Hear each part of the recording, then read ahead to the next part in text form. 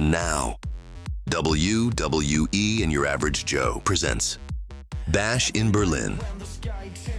Ladies and gentlemen, you are looking live at a sold-out arena here in Berlin, where we are in Germany for Bash in Berlin. We have one heck of a stacked card for you here this evening. We're going to start things off in just a moment's time for the United States Championship, being defended by Chad Gable against the number one contender in Penta.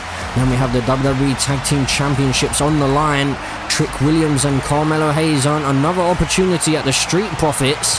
Then we'll move into a fatal four-way matchup, a number one contendership match for the Women's United States Championship. Nia Jax, Roxanne Perez, Jada Parker and Cora Jade will battle it out. Then we're moving on with the show into the Women's Intercontinental Championship title match. Becky Lynch defends against Kairi Sane. And then we have more tag team action in the women's division this time. Tiffany Stratton will have a tag team partner where she'll go up against Kiana James and Lola Vice. Then moving on with the show, we have the Women's World Championship. Jade Cargill faces her toughest challenge yet. Triple threat action against Lash Legend and Jordan Grace. And then as we move on with the show, we have Roman Reigns, the Tribal Chief, making his first singles action appearance here to take on Drew McIntyre. And then we also have John Cena on his farewell tour, about to take on CM Punk, an old foe. But can John Cena put an end to his losing streak? And then we have in the main event of the evening, the World Heavyweight Championship will be on the line. Kevin Owens will defend the title against the former champion Bron Breakker. Can Bron Breakker regain the championship? So ladies and gentlemen, I'm your average Joe. Be sure to like and subscribe if you haven't done so already. And let's get into the action, shall we?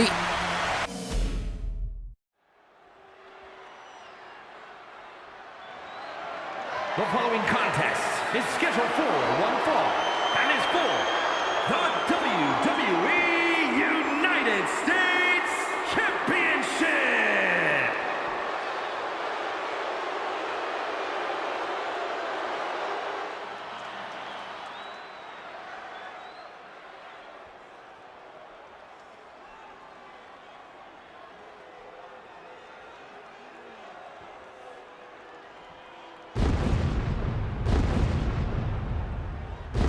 So ladies and gentlemen, welcome to Bash in Berlin, and we're kicking off the show with Penta, the man looking to regain the United States Championship. Now, he did hold the title for just a couple of weeks back in 2K24's Universe Mode series, and then he ended up losing that championship just before WrestleMania to Chad Gable. But Penta is looking to win that championship back in 2K25. And you have to think that the momentum he has behind him right now, he's probably got to be the favourite in this one. Chad Gable, is he going to have some tricks up his sleeve to try and keep a hold of that championship here tonight? Or is Penta going to be able to walk out of Bash in Berlin as the United States Champion?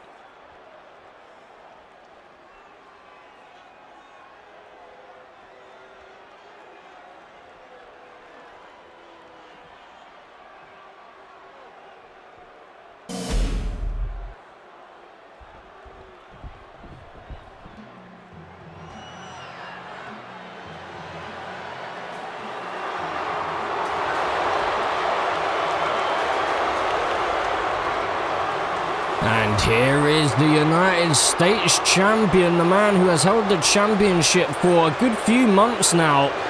Chad Gable, a dominant United States Champion. Is he going to be able to retain the championship here tonight? Or could this be the last time that he has the gold around his waist? You have to think that maybe, just maybe, Chad Gable might have some tricks up his sleeve here this evening. But it has to also be said that the last time we saw Chad Gable, he was supposed to team up with El Grande Americano back at Saturday night's main event, but unfortunately for him, El Grande didn't seem to show up. But let's get into this championship matchup.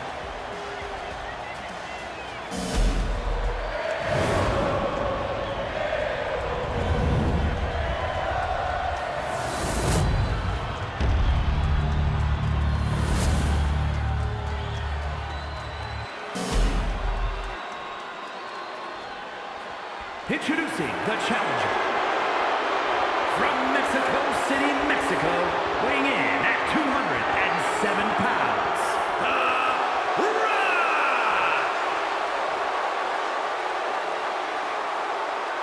And his opponent, from Minneapolis, Minnesota, weighing in at 202 pounds, the WWE United States Champion, Chad Gable!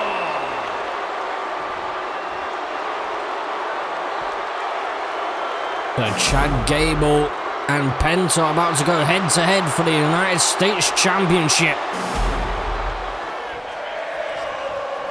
The championship matchup underway, and well, Penta out of the gates trying to get the upper hand, but Chad Gable just seeing Penta's attempt at an attack early on and was able to just step out of the way of it, and now Chad Gable just going to slow the pace down, targeting a hamstring here of Penta in the early goings, probably trying to take out the legs from underneath Penta and try and stop him from flying around the ring and using that high-flying luchador style. But now Chad Gable back to his feet, locking in a headlock here, and now standing switch. Chad Gable trying to out-wrestle Penta, and Penta showing a little bit of frustration early on here. Penta can't allow Chad Gable to get inside his head, and now Penta with a big reversal. He's going to back it up. Big clothesline in the corner. Takes the champion down. As Penta now out onto the apron, over the top rope into a senton, connecting and into the cover. Surely this isn't going to be it. Just a one count found, but Penta just testing the champion, seeing how much resolve he has here this evening. Of course, these two superstars have travelled across the world to get here in Bash in Berlin. So you have to think maybe jet lag could be an issue here, but now Penta into a missile dropkick off of the top rope, connecting with Chad Gable, and some ground and pound to follow as well. Penta holding nothing back here. He wants that United States Championship, and he could be moments away from winning it perhaps here this evening. As we stated during the entrances, Penta did have a short reign with the title just before WrestleMania in 2K24 Universe mode. So he's had a taste of what that championship is like to be held. But I'm sure he wants a more meaningful and longer title reign here in 2K25's Universe mode.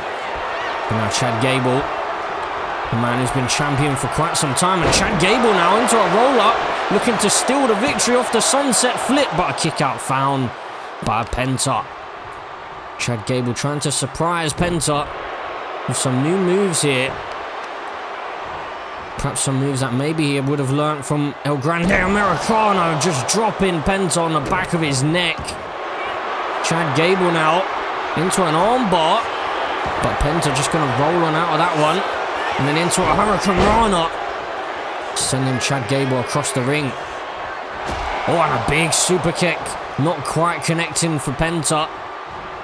Looked like he may have just grazed Chad Gable there. Definitely didn't get all of it, and Chad Gable was looking for a big knee there, but he missed out on that one. And then connected with a kitchen sink on the second go-ahead. And now Penta just trying to remove the mask Chad Gable trying to remove the mask. And hold on a second, what? El Grande Americano trying to give something to Chad Gable, but Penta taking advantage from behind after the disrespect of the luchador culture. And well, what on earth was that? Chad Gable refusing the help from El Grande Americano, and Penta, well, luckily for him, El Grande Americano may have just saved him from being unmasked here this evening. But now into the cover, Chad Gable looking to retain the championship, but a kick out found by Penta. And well, Chad Gable now bringing the straps down, signaling for the end. Is this going to be it? A big reversal by Penta off the ropes. Penta looking to wear down the champion. So Chad Gable, as we stated before, trying to remove the mask of Penta before, luckily for Penta, oh my word, into a code breaker. El Grande Americano was here to try and give Chad Gable something on the apron, but Chad Gable refused the help. And Penta was able to take advantage. But now up to the top rope, Penta once again. Awaiting Chad Gable to make it back to his feet. Penta into the crossbody, connecting. And now into the cover he goes, looking to pin the champion. New United States champion, but no, just a 1 count found. Chad Gable is still in this one. Well, it's interesting to see that El Grande Americano and Chad Gable were in the same place at the same time. So Jimmy Uso, I'm not sure about your theory about it being the same person. Maybe able to throw that one out the window, but I guess only time will tell, as now Chad Gable drops spine first into the canvas. It must also be said that Jimmy Uso did state that he hasn't forgotten about what Penta did back at Saturday night's main event, causing a distraction. Penta a few times may have been looking for that Mexican destroyer, but it seems like Chad Gable has it well scouted, as now Chad Gable looking to make Penta tap out, but I highly doubt that the man with zero fear is going to tap out here this evening. But Jimmy Uso did state that he's not finished with Penta, following on from Saturday night's main event, where Penta was trying to tell Jimmy Uso to get back into the ring, but Jimmy wanted to inflict more punishment on the United States champion regardless of the count out. So maybe losing a bit of his tempo, losing a bit of his cool. Jimmy Uso back at Saturday night's main event, but now into the cover. Penta, new United States champion. No. Big kick out found by Chad Gable. Somehow he's still hanging in there. But now to the outside. Chad Gable creating some room and just catching Penta now and driving the knee onto his own knee before tossing Penta over his head onto the concrete floor. Penta finds a reversal though, big strikes to the midsection. Penta needs to get back into the ring here. We've seen him make this mistake once before when he had a championship title match against LA Knight in 2K24's universe mode. The same championship, the United States title. And he actually ended up winning via a countout due to a Mexican destroyer. And of course, he didn't have the champion's advantage. He was the challenger, so he didn't win the title on that occasion. But now Penta, oh my word, off of the moonsault. Penta throwing out all the stops here this evening. Chad Gable doesn't know what hit him. He seems to be out on his feet right now. Penta, big clubbing blow to the spine. Could be closing in on a victory here. And sending the United States champion shoulder first into the corner, but Chad Gable, big reversal there. That may have been a little bit low, but I don't think the referees quite saw it. And now Penta in the middle of the ring here. He's got Chad Gable in position.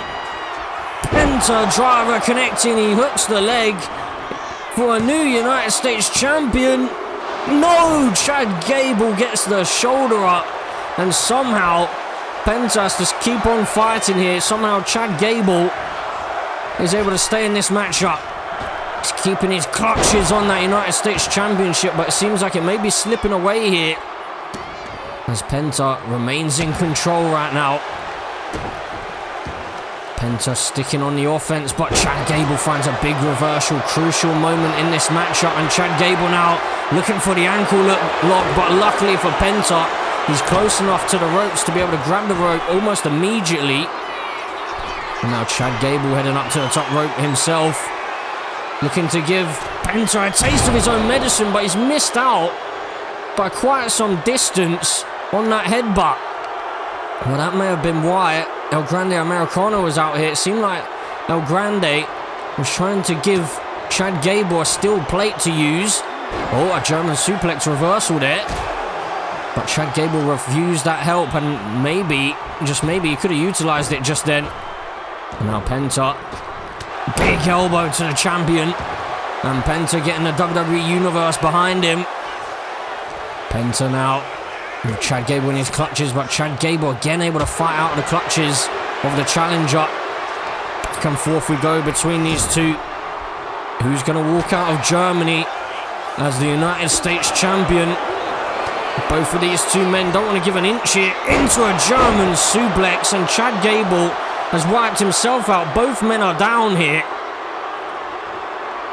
But who's going to walk out as the champion? Chad Gable back to his feet gingerly. Penta, though, also back to his feet, finds a big forearm. Penta out somehow, finding some more energy. And into the cover again. Penta looking to pin the champion. Can he do it? New United States champion. He's done it. A bit of a slow count by the referee, but Penta is your new United States champion. Here's your winner and new WWE United States champion, The Rock! And well, Penta, the new United States champion, finally with the gold over his shoulder.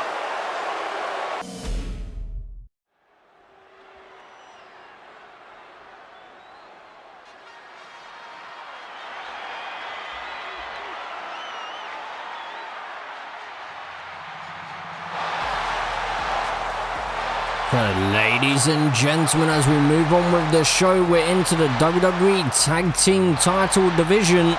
And we have Trick Williams and Carmelo Hayes getting a second bite at the cherry to try and get those tag team titles. After a few weeks ago, we had Carmelo Hayes actually pin one half of the WWE Tag Team Champions, Angelo Dawkins, on Friday Night SmackDown during a fatal four-way matchup. And that is essentially what has earned Trick Williams and Carmelo Hayes a championship title match here tonight. But Trick Williams, up until that point, was the man who had been pretty much building all the momentum for himself and Carmelo Hayes. But the question is, can they walk out of Bash in Berlin, walk out of Germany with the gold around their waist? Carmelo Hayes stated that he wanted to bring his family up to the top of the division and the top of the industry, and his family right now is this man, Trick Williams. So you have to wait and see whether those two can tear those titles away from the Street Profits.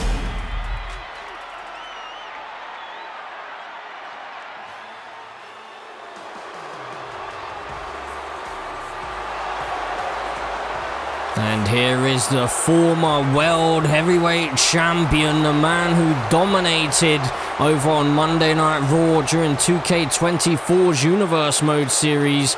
I don't think we're probably ever going to see anything quite like what Carmelo Hayes was able to pull off last year in Universe Mode. But Carmelo Hayes, as I stated during Trick Williams' entrance, he's focused more on the tag team division and bringing up the people around him. And that's what his focus is here with Trick Williams, and they have the opportunity once again at the championships to try and walk out of Germany here this evening with the titles around their waist. They did have one opportunity already in this Universe Mode series back at Money in the Bank, and they were unsuccessful on that occasion. But a second bite at the cherry could potentially give Carmelo Hayes and Trick Williams all the momentum that they need, and it could be their opportunity here tonight to walk out with the gold.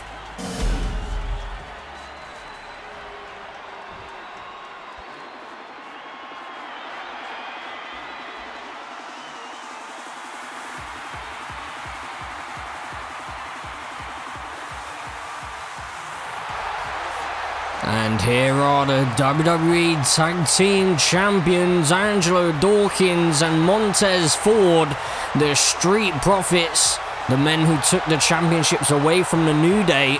And ever since the New Day haven't been able to really get back into the title picture. It's all been about Carmelo Hayes and Trick Williams in recent months.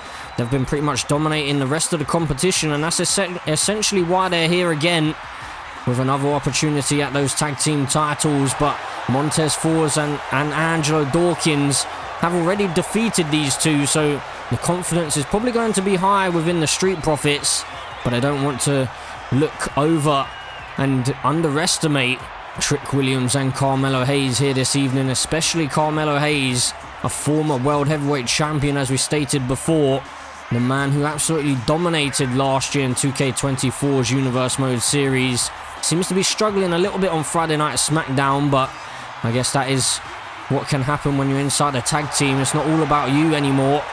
You have to think about your tag team partner as well. So in a moment's time, these tag team titles will be on the line once more. But the question is, who's going to walk out with the championships around their waist? Will it be the Street Profits, or will it be Trick Williams and Carmelo Hayes?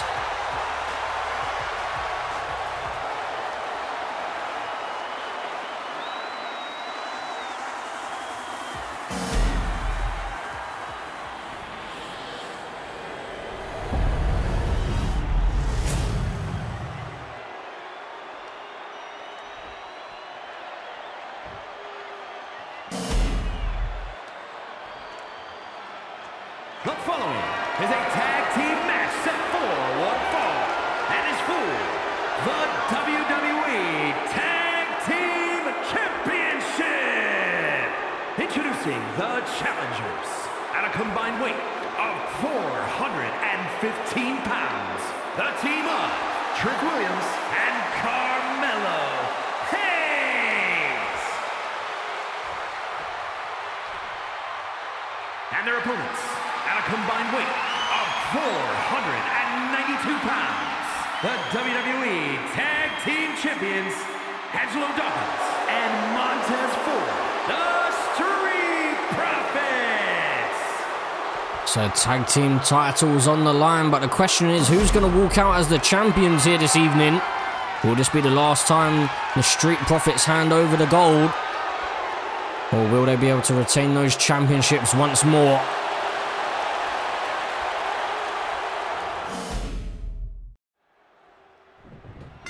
And hold on, right out the gates, well, Trick Williams just tagging himself in here, and Carmelo Hayes doesn't seem too pleased at that, but, well, tag team titles on the line. That's not exactly the greatest way to start this matchup, but Trick Williams with a big drop kick to Montez Ford. So Trick Williams may be feeling as though he's the man who's had all the momentum so far in this tag team. Maybe he wanted to start this matchup against Montez Ford. But again, these two teams very similar, as we have one superstar who definitely prefers to be a bit of a high flyer with Montez Ford and Carmelo Hayes. And then we have more of a powerhouse in Angelo Dawkins and Trick Williams, although you have to say that Angelo Dawkins and Trick Williams can certainly fly if they want to. Now the tag team champions, first tag of the match, Angelo Dawkins into the ring. Big strikes by Trick Williams, sends him into the corner. Now targeting the leg and the knee of Angelo Dawkins here is Trick Williams. And now Trick Williams looking to steal the victory off of a roll-up. Not even a one count found though. And hold on a second, Montez Ford just catching Trick Williams here and hanging him up on the top rope. And Trick Williams just having some words with Montez Ford there for a moment. Montez Ford swiped at his feet once again, but Trick Williams needs to remain focused here. It's not exactly been the greatest start for him and Carmelo Hayes so far. Trick Williams definitely seems a little bit distracted. But now looking to get back on top of things. Trick Williams with a big shoulder tackle, taking Angelo Dawkins down to the mat. But Carmelo Hayes, he wants back in this matchup. He obviously wanted to start this matchup, but Trick Williams had other ideas. Now tag made by the champions as... oh, Trick Williams down to the mat and then a frog splash connecting. This could be it. Angelo Dawkins protecting the pin, but not even a one count found. You need to inflict more damage than that on Trick Williams if you want to keep him down for the 3 count. But the tag team champions working very, very well together so far. But the same cannot be said for the number one contenders. As Angelo Dawkins and Montez Ford just taking their time with Trick Williams now. Now Angelo Dawkins has the Boston Crab locked in here, but Trick Williams able to find a way out of it. Still not going for the tag yet is Trick Williams. Kick to the midsection and now hoisting up. Looking for a powerbomb perhaps, but a big reversal found once again, and Trick Williams can't seem to get anything going here. He may need to think about getting that tag to Carmelo Hayes because it's not going very well so far. Big clubbing blows to the spine of Trick Williams. Angelo Dawkins up to the top rope. We did say earlier on that he enjoys to fly when he can, and finally Trick Williams able to get the hot tag, and now the former world heavyweight champion into the matchup. But well, the WWE Universe don't exactly want to see Carmelo Hayes in this matchup here. And now Angelo Dawkins shifting his focus to Trick Williams on the outside. Now he's the one getting distracted, and now Carmelo Hayes trying to save Trick Williams here. Big strikes by Carmelo Hayes. Some ground and pound on the outside, sending Angelo Dawkins back towards the ring, but Angelo Dawkins puts the brakes on momentarily. Carmelo Hayes though offered a springboard looking for a senton, but Angelo Dawkins was able to move on out of the way of that one. Well, that may have just cost Carmelo Hayes a bit of momentum, but he finds a big elbow, big reversal there with a challenger, but a big strike to the midsection. And Carmelo Hayes here just bumping into Angelo Dawkins, but a big enziguri takes him down to the mat, into the cover. Angelo Dawkins, is this going to be enough to retain the championships? Not even a 1 count found on this occasion. Now Carmelo sent into the corner again. Montez Ford. Oh my word. This could be it. Montez Ford up and over, dropping Carmelo Hayes on the back of his neck. Carmelo Hayes looking for the hot tag, but Montez Ford going to put a stop to that immediately. Surprisingly enough, not going for the pinfall yet is Montez Ford. And now Montez Ford out on the apron, and Trick Williams tried to get a cheap shot in there, and he does get a cheap shot. Big right hand drops Montez Ford on the outside, and that may have just saved Carmelo Hayes and got Carmelo Hayes a bit of time here. But now Montez Ford back into the ring.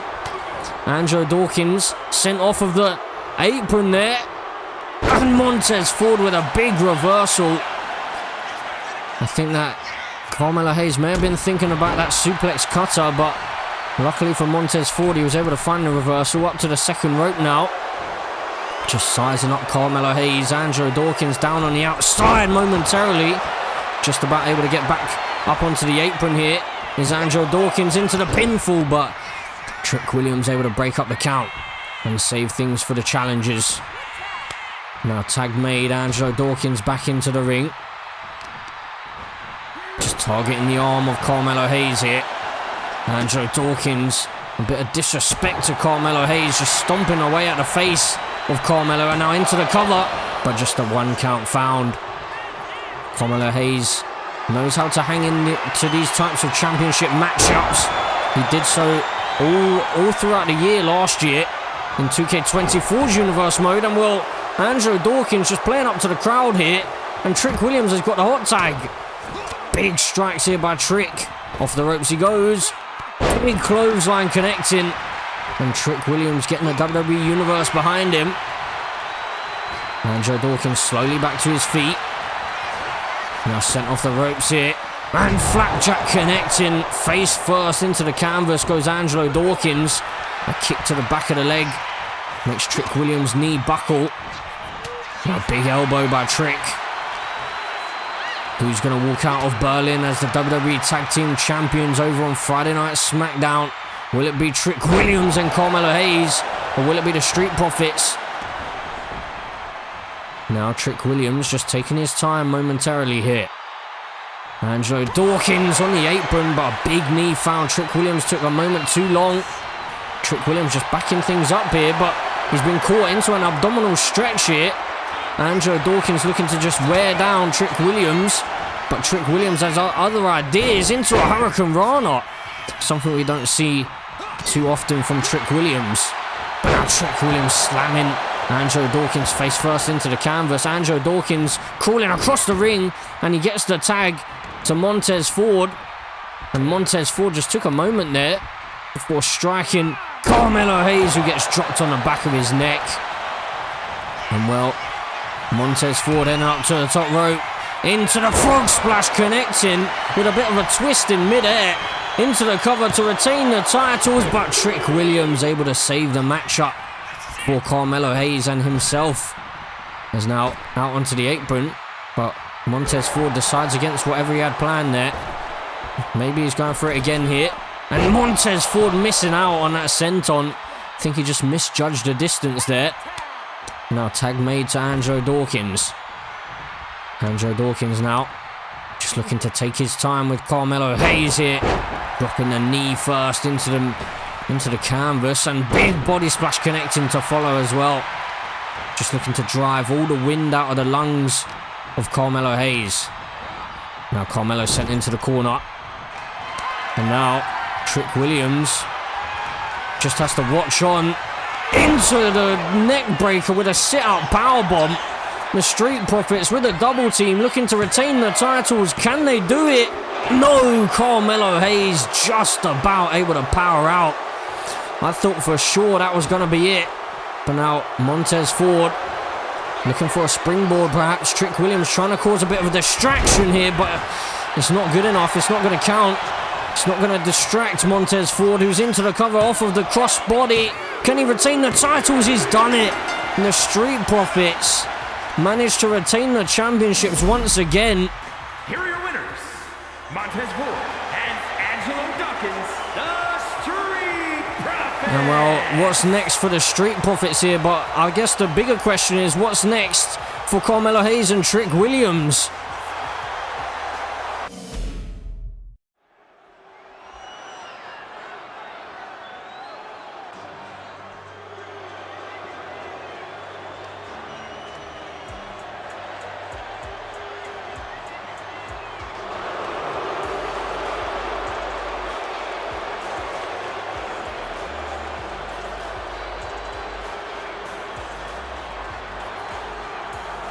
The following contest is a fatal four-way match. Making her way to the ring from Port St. Lucie, Florida, Jada Parker. So as we move on with the show, we're into the Women's United States Championship title picture. And we did see this woman, Jada Parker, have an opportunity to try and become the #1 contender for that Women's United States Championship just a couple of weeks ago over on Friday Night SmackDown. But unfortunately for her, there was some interference by both Roxanne Perez and Nia Jax, which caused a disqualification. And it was actually last night on Friday Night SmackDown when Jada Parker was taking on Cora Jade.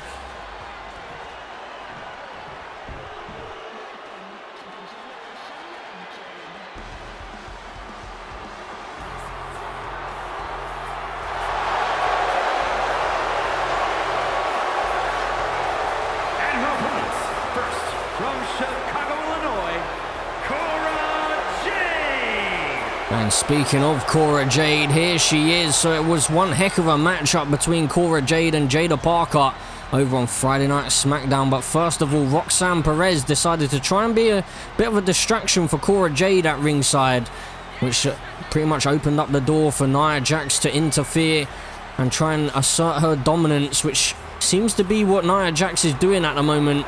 She seems to be trying to wipe out all of the competition so that she can maybe get Chelsea Green all to herself. But here this evening, it is a fatal four-way matchup, so you have to wonder, will the other superstars maybe try and team up against Nia Jax? Or is it going to be every woman for themselves?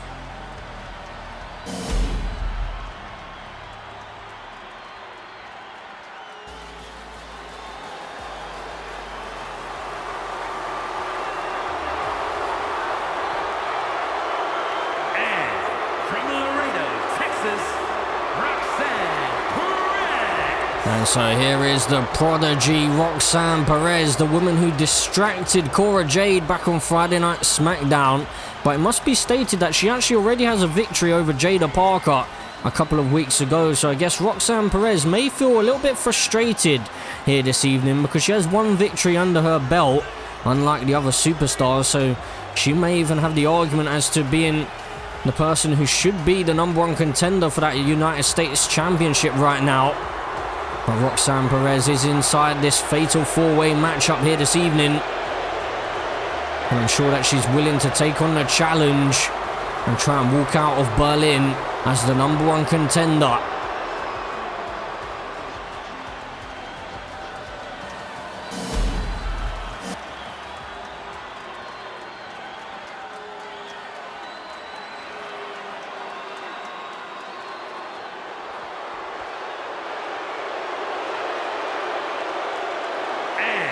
From San Diego, California, Nia Jax. And so here is Nia Jax, the irresistible force, the woman who has been taking out the entire division.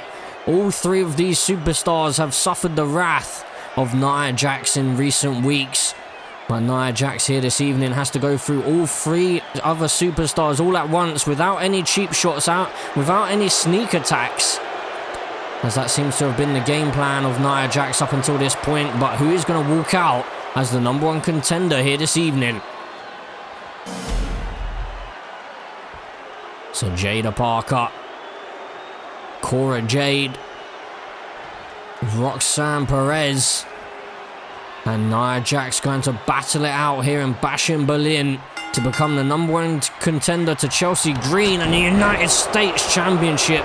And now Roxanne Perez and Nia Jax taking out both Jada Parker and Cora Jade in the early goings, but Jada Parker was looking for a quick roll up there as Cora Jade was just tossed across the ring. Well, now Jada Parker, not sure what she's going for on the other side of the ring. It looked like for a second she may have been thinking about going for a pinfall, and now this is a matchup that I'd love to see between Jada Parker and Nia Jax, as Nia Jax now just tossing Jada Parker across the ring. Nia Jax really trying to assert her dominance in this matchup. And now Jada Parker face first into the canvas as Cora Jade looks to get a little bit of revenge on Roxanne Perez for Friday Night SmackDown, as now Cora Jade is the first woman to go under the ring, bringing a baseball bat into play and striking Jada Parker across the ribs, swinging for the fences here. Cora Jade dropping the baseball bat. Interesting decision as she targets Nia Jax, but she's dumped over the top rope. Nia Jax now with Roxanne Perez all alone inside the ring. Jada Parker out on the apron, and Cora Jade looks to be heading over to the other side, maybe thinking about going for an attack onto Jada Parker, but she's met with that baseball bat that she brought into play by Nia Jax. I'm sure that Nia Jax doesn't really need a weapon, and well, Cora Jade just hit her with an attack there, but now Roxanne Perez was the one looking to steal the victory behind the back of Nia Jax, and she wasn't about to take that very lightly. As now Roxanne Perez fighting out of the clutches of the irresistible force. Big reversal by Nia Jax as Cora Jade just works on Jada Parker. Jada Parker seems to be the woman who takes a lot of damage in these types of matchups. A big crossbody connecting for Cora Jade as she targets the Prodigy once more. Cora Jade needs to ensure that she doesn't get too distracted here as she goes over the top. And is she going to go for the pin perhaps? She's not. She's targeting Nia Jax off with the DDT into the cover, but I don't think she realised that Jada Parker is back to her feet here. And now Jada Parker with a big elbow. And now all the other superstars are down on the canvas, and surely, well, I thought for a second there, maybe Jada Parker was going to go for a powerbomb on Nia Jax, but now Jada Parker met with a side Russian leg sweep and some ground and pound as well by the Prodigy. And oh my word, into a leg drop. Cora Jade using her athleticism here to take Nia Jax down to the canvas. Now big kick to the midsection. And Roxanne Perez, very scrappy in her offense. Now, a big forearm by Jada Parker. A woman who's not afraid to throw some hands here. But Cora Jade slams her down to the mat. Nia Jax gets a bit of rest in the corner. As now Cora Jade was looking for a bit of a back body suplex perhaps there onto the Prodigy, but Nia Jax had other ideas. Nia Jax now sending Cora Jade face first into the turnbuckle, and that's busted her wide open here. Cora Jade, the first woman to show some blood here, and it's all thanks to Nia Jax as a kendo stick's brought into play by Roxanne Perez. And now big back body drop connecting for Jada Parker, who is going to walk out as the #1 contender here this evening at Bash in Berlin. Jada Parker had some sort of plan for Roxanne Perez there, but she realised the pinfall was going on and she didn't want to exactly lose this opportunity here this evening. But now Roxanne Perez, slippery character, able to avoid whatever Jada Parker had planned there. Now Roxanne Perez, oh my word, DDT connecting onto Nia Jax, but then she's met with a baseball bat, which is yielded by Cora Jade, who's looking to steal the victory after the baseball bat and DDT. Can she do it? But no. Big kick out found by the irresistible force. More damage is going to need to be done here to keep Nia Jax down. As now, oh my word, well, Nia Jax finds a big reversal. It looked like for a second there, maybe Cora Jade was going to go for a powerbomb. Now Jada Parker getting herself involved. And well, Jada Parker in big trouble because now she's met with a DDT and crawling into the cover, but Roxanne Perez is there to break up the count. Cora Jade, big reversal once more. Big chop to Roxanne Perez. And Roxanne Perez sent into the corner, and Cora Jade utilizing that knee, which we usually see from CM Punk. But Roxanne Perez in big trouble. Jada Parker, though, has other ideas. Kendo stick being yielded by the irresistible force, who quickly into the cover now. And Cora Jade just took a moment there, but Jada Parker was the one that was able to break up the count. And well, Nia Jax looked absolutely furious at the fact that Jada Parker had broke up that pinfall. But luckily for Jada Parker, Cora Jade was able to switch the focus there. As now Jada Parker goes under the ring. Another kendo stick brought into play. 3 kendo sticks now. Big arm dragon and a big drop kick as well off of the cartwheel by Cora Jade. Cora Jade seems to be throwing out all the stops here this evening. Swing and a miss for Cora Jade. There's Nia Jax now going head to head with Jada Parker, and Jada Parker could be in trouble. Hoisted up. Powerbomb connecting, and she's stacked up in the cover. Nia Jax to become the #1 contender. But at the last possible second, Cora Jade able to break up the count. Big drop kick connecting for Cora, and now Cora Jade, is she looking to steal the victory maybe? No. She goes into some stomping, and now into the cover. Well, she may have wasted a bit of time there, because both Nia Jax and Roxanne Perez able to get back to their count, or back to their feet I should say, before the count. Big drop kick connecting for Roxanne Perez. Roxanne Perez caught into the DDT this time herself. Nia Jax rolls to the outside, and while Cora Jade could have missed a big opportunity there at getting the victory. She's trying to go into the pinfall, but she's been caught. Nia Jax powerbomb onto Roxanne Perez for Cora Jade, and this has got to be it. She stacked her up, but Jada Parker just about able to break up the count at the last possible second there. And once again, Nia Jax was looking absolutely furious at Jada Parker. But now Roxanne Perez just connected with Pop Rocks and has decided not to go for the cover. Maybe she realized that Nia Jax was still on her feet and she needed to be taken down. But that could have been an opportunity for Roxanne Perez that has been missed here. As now Jada Parker makes her way back to her feet. The only one left standing inside the ring. Roxanne Perez now being sent into the corner. Steel chair in hand for Nia Jax, who strikes the face of Jada Parker. Nia Jax just swinging that steel chair like a wild woman, and turns her attention to Roxanne Perez in the far corner. Roxanne Perez finds a big reversal though. And now Nia Jax could be the one that's in trouble. Roxanne Perez here into a side Russian leg sweep. And some ground and pound as well to follow as now. Well, into the neck breaker. And Roxanne Perez is a bit distracted here. Cora Jade for the victory. She's done it. Cora Jade is the #1 contender for the Women's United States Championship. Here is your winner, Cora Jade. And well, Cora Jade was pulling out all the stops, and she found a perfect moment to go for the pinfall. And now she is the #1 contender to Chelsea Green and the United States Championship. What a victory for Cora Jade.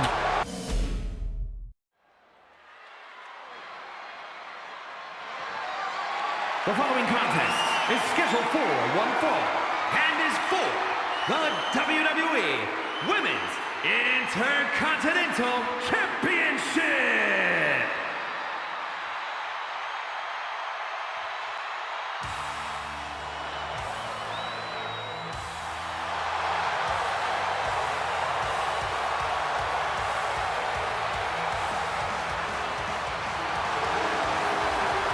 And well, as we move on with the show, we have the man, Becky Lynch, looking to defend her Women's Intercontinental Championship.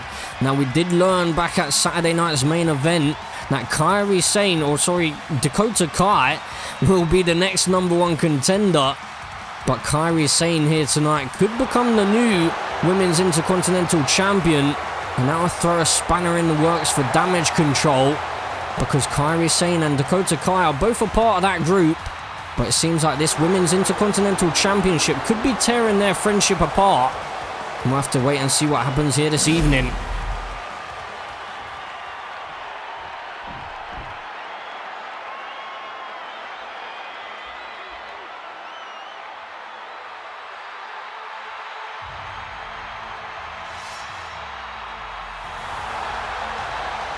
And here is the #1 contender, the woman who has already pinned Becky Lynch back on Monday Night Raw a few weeks ago.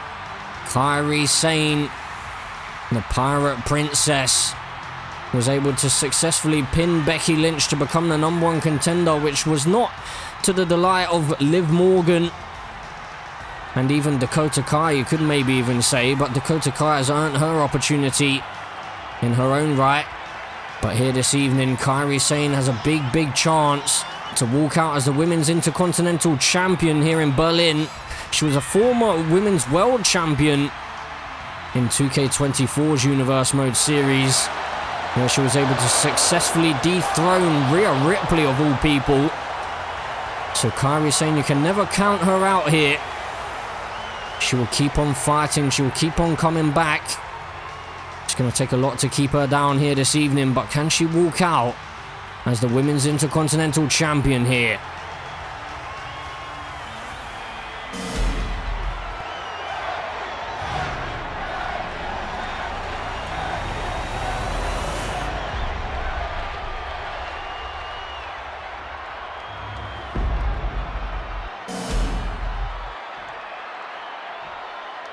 Introducing the challenger from Yamaguchi, Japan, Kairi Sane! And her opponent from Dublin, Ireland, the WWE Women's Intercontinental Champion, the man, Becky Lynch!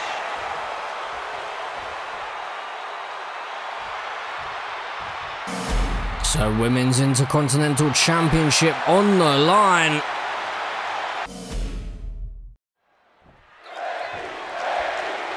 And so Intercontinental Championship on the line. Becky Lynch the champion, Kairi Sane the challenger, and Kairi Sane just looking to out-wrestle the man here. Kairi Sane just trying to wear down the champion, maybe even send a bit of a message into a roll-up, looking to steal one here. But Becky Lynch able to kick out and now reverses it into a jackknife cover. But then the power of Kairi Sane, who reverses it again into a backslide here.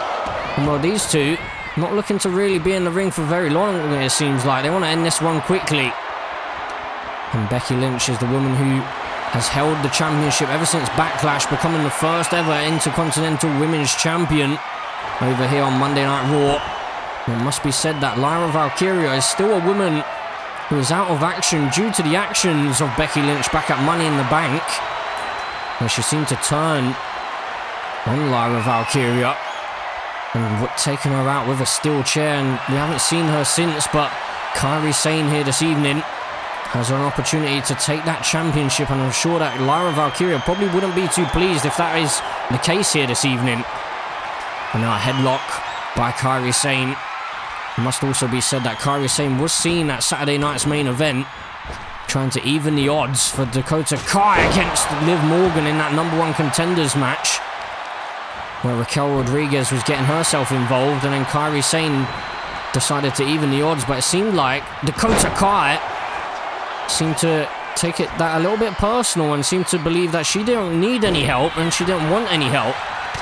But now big strikes here by Becky Lynch and a big drop kick connecting on the jaw of Kairi Sane. And now Becky Lynch just targeting the arms here, perhaps setting up that disarmer and maybe even an armbar for later on. And you could even potentially take out the insane elbow as well from the arsenal of Kairi Sane, as now Becky Lynch just looking to wear down the challenger here. Now Kairi Sane, a big strike to the midsection, finding a big reversal here. Kairi Sane must have some confidence in the fact that she's already defeated the man Becky Lynch on one occasion back on Monday Night Raw. So that's definitely going to add to her confidence here tonight. She knows that she can beat the champion, but can she do it when the title is on the line? Kairi Sane now making her way back to her feet. Becky Lynch just taking her time, big strike to the midsection. And now Becky Lynch driving Kairi Sane down to the canvas on the back of her neck. And Becky Lynch just taking her time here, rubbing salt in the wound of the challenger.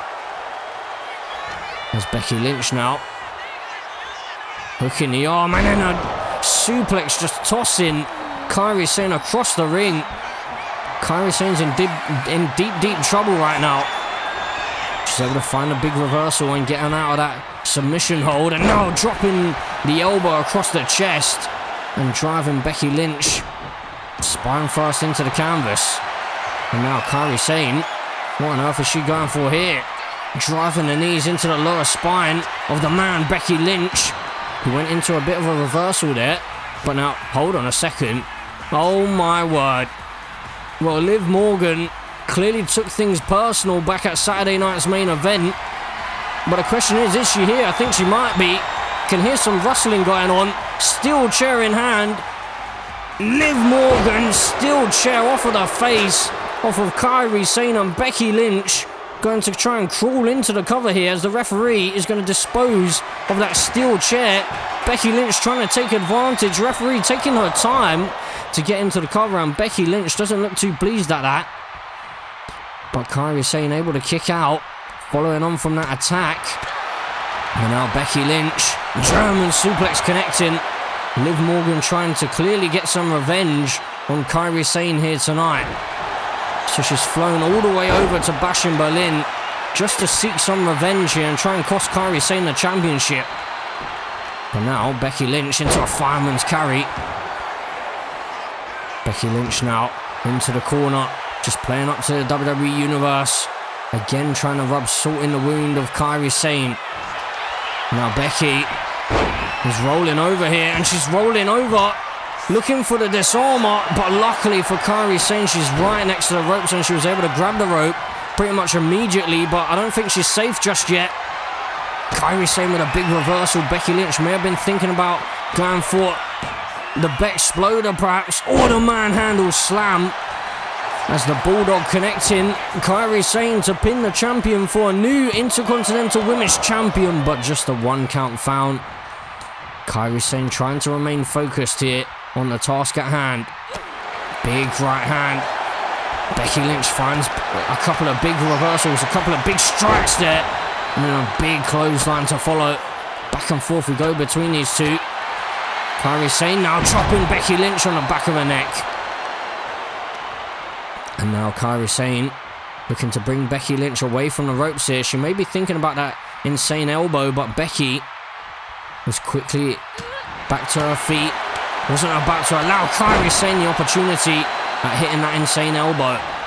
Kairi Sane, though, backing it up into the far corner, getting the WWE Universe behind her, psyching herself up.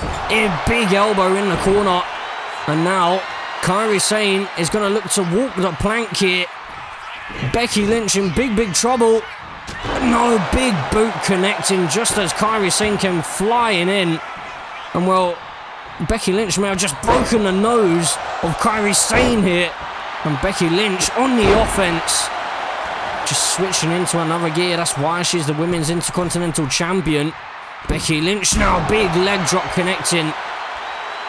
And now into the cover, she scrambles. Becky Lynch looking to pin Kairi Sane to retain the title. And no! Kairi Sane is just about able to kick out, and Becky Lynch is furious at the referee here. But I mean, she's only doing her job. But Becky Lynch could be closing in on a victory. Becky Lynch, manhandle slam connecting, and you've got to think that's surely got to be it. Into the cover, hooking the leg to retain the title. No, Kairi Sane is hanging in there again, and Becky Lynch again furious at the referee. She can't believe that wasn't a 3 count. But now Kairi Sane back to her feet again. Becky Lynch here hoisting her up, but Kairi Sane rolling over, looking to steal the victory here. But Becky Lynch reverses it. Can she do it to retain the title? Becky Lynch has stolen it off of the roll-up into the reversal. And so off of the roll-up, Becky Lynch able to retain her Women's Intercontinental Championship. And well, Kairi Sane has been screwed over by Liv Morgan, but also Becky Lynch stealing the title to retain it off of that reversal on that roll-up. So Kairi Sane is going to be left very frustrated here. And hold on a second, look who it is. Well, Dakota Kai is here, but she didn't come to the aid of Kairi Sane. But she is here to stare down with the champion.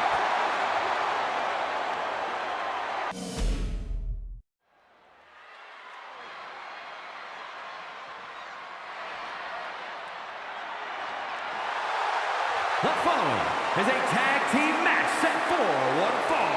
Introducing first, from Prior Lake, Minnesota, Tiffany Stratton. So as we move on with the show, Tiffany Stratton is in tag team action now. Rey Mysterio back on Friday Night SmackDown granted Tiffany Stratton this opportunity to try and take down the initiative herself, but back on Friday Night SmackDown she did go one-on-one with Lola Vice, and Lola Vice pretty much brutalized Tiffany Stratton, but luckily for Tiffany, Bianca Belair was able to come to the rescue at the end of that matchup. Otherwise I don't think we would be seeing Tiffany Stratton here in Bash in Berlin, because Lola Vice and Kiana James wanted to inflict more punishment onto Tiffany Stratton. But let's get Tiffany's tag team partner out here.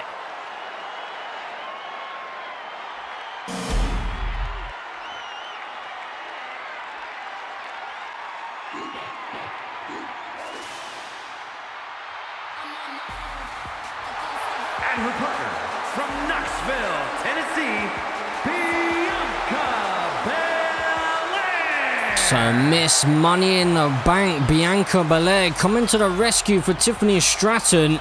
And it seems like maybe Bianca Belair may have her focus in the right place right now, because Tiffany Stratton has been trying to tell both Bianca Belair and Rhea Ripley for a number of weeks now that she could see exactly what Bayley was trying to do to take over the women's division, and she pretty much has done so. She's formed this faction with powerhouses and brains of the operation around her to protect herself and that championship, but Bianca Belair could be the tag team partner that Tiffany Stratton has been wanting all along.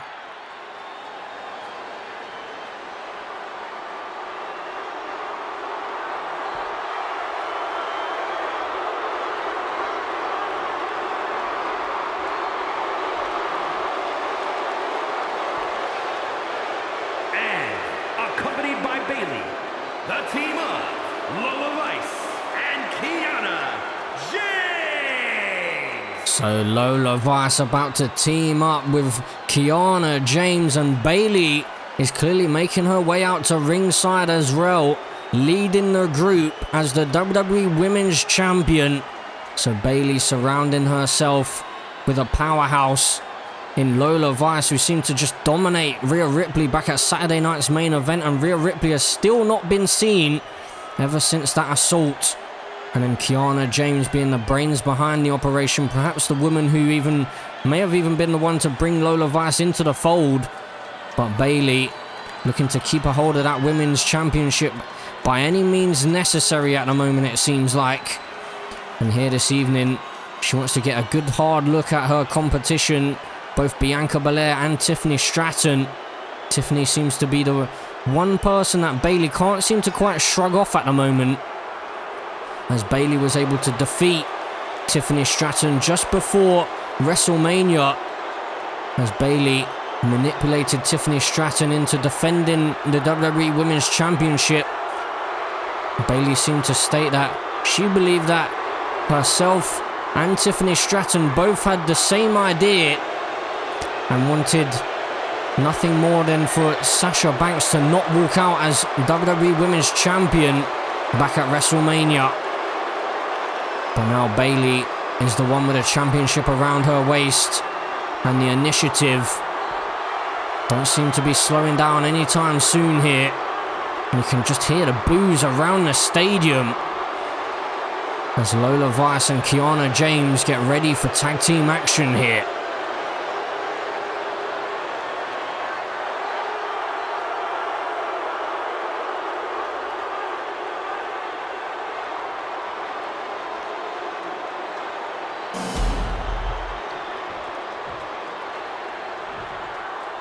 Well, Tiffany Stratton and Kiana James are the two that are going to start this matchup. And Bayley at ringside.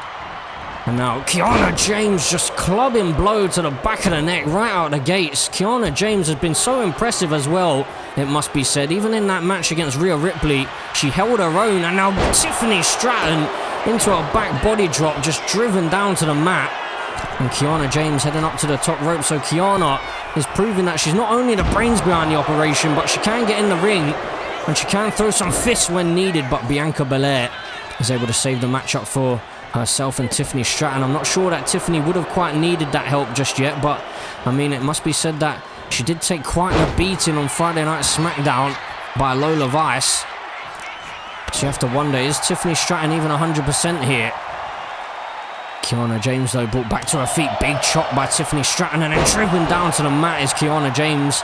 And Tiffany wisely going to tag in Miss Money in the Bank. Bianca Belair still yet to be seen which champion she's really focusing on with that briefcase. And now Bayley on the outside, absolutely irate with the fact that Bianca Belair was even attempting a pinfall. And now driven down to the mat is Kiana James. And again, Bianca Belair into the cover, looking to test out Kiana James here. But Kiana James once again powers out and gets the shoulder up. And now Bianca Belair looking to maybe inflict more punishment on Kiana James here. And well, Bayley up onto the apron there and causing a distraction. And now Kiana James into a roll-up, looking to steal the win, but Bianca Belair able to power out. Kiana James just slowly taking her time, and that might not have been the wisest decision. Big forearm to the jaw though. And now dropping Bianca Belair on the back of her neck, and Bayley's got to be loving this because Miss Money in the Bank is getting just worn down here. So there's going to be less opportunity for Bianca Belair to maybe cash in that briefcase after tonight. And now driven rib first into the knee as Kiana James just smiles at Bayley. And now in comes the enforcer, Lola Vice. Big strike there, but Bianca Belair is having none of it. Back and forth we go between these two. Bianca Belair not about to allow Lola Vice to get the upper hand. But Lola Vice now gets the upper hand herself. Big kicks, oh my word, 2 spinning kicks there, right on the jaw, and then raining down elbows just like she did onto Rhea Ripley back at Saturday night's main event. And just like Rhea Ripley, Bianca Belair has been busted open, and while things do not look good for Tiffany Stratton and Bianca Belair here this evening, Lola Vice just seems to break anything that she touches at the moment. Bianca Belair quickly rolls to the outside, and Bayley now getting herself involved. Kiana James though with a quick strike. Bayley just causing a distraction. Bayley needs to be careful because she could potentially end up causing a disqualification here. There's now Kiana James. Oh, a reversal found by Bianca Belair. She might be wise to head back into the ring, to be honest. Some ground and pound though. Bianca Belair letting the frustrations boil over as Bayley can only watch on right now. A 6 count by the referee. And now hoisted up and driven down to the concrete floor for the powerbomb. Bianca Belair needs to head back into the ring here. An 8 count by the referee. And Bianca Belair and Kiana James just about able to beat the count. I thought for a second there may have a count out in this one. But now offered a stunner onto the top rope. Bianca Belair telling Kiana James to get back into the ring. Kiana James, oh my word, able to avoid the suicide dive. Bianca Belair tried to fly over the top rope, but a big reversal found by Kiana, dropping a knee across the temple of Bianca Belair. Kiana James now just taking her time. A big kick to the midsection and then one to the back of the head. Kiana James and Lola Vice just absolutely remorseless in their assaults in recent weeks. And a big clubbing blow to the back of the neck. Kiana James, is she going to take the count out perhaps? A 7 count here. Looking to send things back into the ring. Bianca Belair finds a reversal though. She's got the upper hand momentarily. And now Bianca Belair looking to hook the arms, but a reversal found Bayley up onto the apron as well. And Kiana James smiling away at the distraction by the leader of the group in Bayley. But Tiffany Stratton has tagged in, and so has Lola Vice. We saw this battle on Friday Night SmackDown, and it didn't quite go in the favour of Tiffany Stratton. There's Lola Vice now with the upper hand again, and Bianca Belair just taking her time on the outside to regather herself back to her feet momentarily. But Lola Vice just taking her time to pick apart Tiffany Stratton, targeting that knee. And now Lola Vice up to the second rope here. Lola Vice just seems to be having fun at the moment. And off for the second rope, looking for a big fist, and Bayley tried to get herself involved, but Tiffany Stratton looking to pin Lola Vice, but not even a 1 count found. As Tiffany Stratton now looking to rub salt into the wound off of the standing moonsault. Now out to the apron, Tiffany Stratton looking for that senton, but Lola Vice saw it coming, was able to avoid it, and then also avoid that big strike, and now targeting the rib cage, and then a big kick to the back of the neck as well. And into the cover, but Bianca Belair into the ring, unable to break up the count here for Tiffany Stratton. So Tiffany Stratton, it seems like Bianca Belair may finally be on the same page as you, but now Lola Vice could be setting up for the end, looking for the spinning back fist, but Tiffany Stratton was looking for that drop kick as well, and both women able to avoid each other's attacks into a back body drop. And Lola Vice just using her power at the moment and stopping that hot tag very, very quickly was Lola Vice. She wasn't about to allow the EST to get back into this one, and now Lola Vice just talking trash to Miss Money in the Bank as she cranks away at the knee of Tiffany Stratton. Really targeting that knee here, it seems like, is Lola Vice.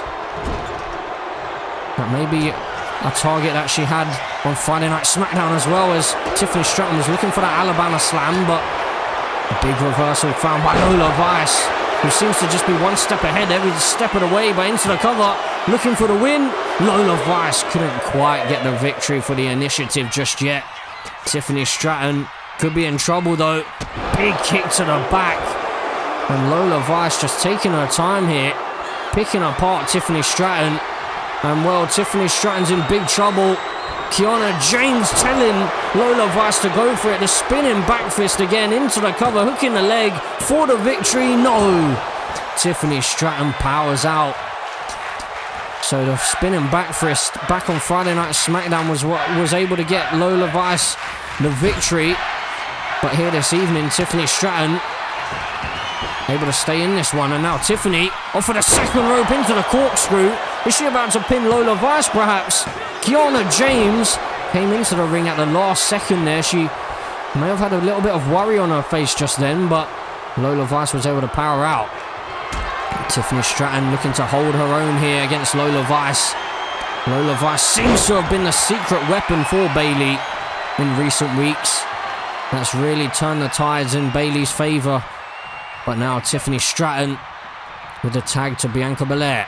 Lola Vice slowly making her way back to her feet. Miss Money in the Bank is caught with a couple of quick strikes here. And now Lola Vice rolling into an armbar, looking to hyperextend that elbow. But Bianca Belair up on the top rope, off of the moonsault. Impressive stuff for Bianca. Into the cover, hooking the leg to pin Lola Vice, but only a 1 count found. Well, Lola Vice seems to be something else at the moment. Not sure what it's going to take to keep her down. But now Bianca Belair with a big body slam. And looking to tag back in Tiffany Stratton. Lola Vice rolling to the outside though. And Bayley now up onto the apron. Once again trying to cause a distraction here for Tiffany Stratton. But Tiffany remaining focused on the task at hand. Not about to allow Bayley to play those mind games. And now Tiffany Stratton, off of the ropes goes Lola Vice. Tiffany looking to wear her down. Big elbow to the jaw. And Lola Vice for the first time seems a little bit vulnerable ever since her debut. Tiffany Stratton now heading up to the top rope. Could be thinking about maybe a swanton bomb. Tiffany Stratton instead looking for the big body splash. Hooking the leg. Is it going to be enough to pin Lola Vice? No, Lola Vice again able to power out. Well, Lola Vice has taken a lot of the damage here, but she's still going strong. Still able to kick out of whatever seems to be thrown at her. And a big kick to the spine by Tiffany. Now Tiffany Stratton just distracted by Kiana James for a moment there. And now Tiffany going to tag in Bianca Belair. The EST, Miss Money in the Bank, Up to the top rope again, looking for that same moonsault once again and hooking the leg again. Lola Vice, could this be it? No, she's able to power out once more. And Bianca Belair can't believe it. She doesn't know what she needs to do to keep Lola Vice down. Lola Vice, though, slowly making her way back to her feet, and now a distraction caused by Bayley. And then Lola Vice takes advantage from behind. Well, Bianca Belair can't allow Bayley to cause those kind of distractions here, but Bianca, once again, not about to allow Lola Vice to outpower her. And now, a double team perhaps coming. Lola Vice desperately needs a tag team, it seems like right now, as Kiana James at the moment can only watch on as Tiffany Stratton up to the second rope, but Lola Vice into a spinning heel kick, but Tiffany luckily was able to shrug that one off. Now Lola Vice face first into the turnbuckle and hooking the leg is Tiffany Stratton looking to pin Lola Vice here, but a big kick out found again by Lola. Well, what on earth is it going to take to keep her down here this evening? Tiffany Stratton into the suplex connecting. Lola Vice has taken so much punishment at the moment, but as we said before, she's just able to hang in there despite whatever is thrown at her. Now, big kick across the chest of Tiffany Stratton, and Lola Vice deciding not to go for the tag instead, showing a bit of her fun side. As we saw before, she came to the main roster, but then a spinning back fist connecting and into the cover out of absolutely nowhere. But Tiffany Stratton was able to get back to her feet and save the matchup for Bianca. That could have been it all over. And a big kick as well off of the jaw. Lola Vice just getting back into the swing of things, it feels like. She took all of that punishment. Now she's still going strong, and Bianca, you may want to stay down, but kick to the spine again. And Lola Vice, well, maybe thinking about allowing Kiana James to put an end to this matchup. Kiana James looking to end the EST, Miss Money in the Bank in big trouble. Oh my word, no way. The kiss of death connecting onto Bianca Belair, and Kiana James for the victory. No! Bianca kicks out of her own finishing maneuver. Well, Kiana James looked to really rub salt in the wound with that one. But Bianca Belair somehow was still able to kick out. Now Bianca Belair back to her feet. Sent into the barricade though, as Kiana James looks to head back into the ring. Kiana maybe thinking about taking a count out victory here perhaps. But Kiana now trying to bring Tiffany Stratton back into the ring off of the stunner. And well, Bianca Belair hasn't really moved much since being out on the outside. A 7 count now. Lola Vice tagged in. She may be the one to finish this matchup perhaps for her team. Bianca Belair is caught with another spinning back fist, and that's surely got to be it. Lola Vice into the cover for the victory. No! Bianca Belair is still in there. How is she still in this one? She seems to be pulling a bit of a Jade Cargill here tonight. Kicking out of, I believe it may have even been 3 spinning back fists so far. It was 2 or 3 for sure. And the kiss of death as well, her own finishing maneuver. But Lola Vice looking to try and stay in control here momentarily, but a big boot connecting for Bianca Belair. And now Bianca, big clubbing blow to the spine. A second one to follow as well. Lola Vice could be in some trouble right now. Some shoulder tackles in the corner connecting for Bianca Belair. And the EST is going to head up to the top rope. Bianca Belair is thinking about maybe flying here. But Lola Vice back to her feet into a double axe handle. But Lola Vice with the reverse one and looking for a knee, but that didn't connect there. Lola Vice though gets the upper hand on Bianca. Bianca just sent over the ropes and then, oh my word, into a power slam.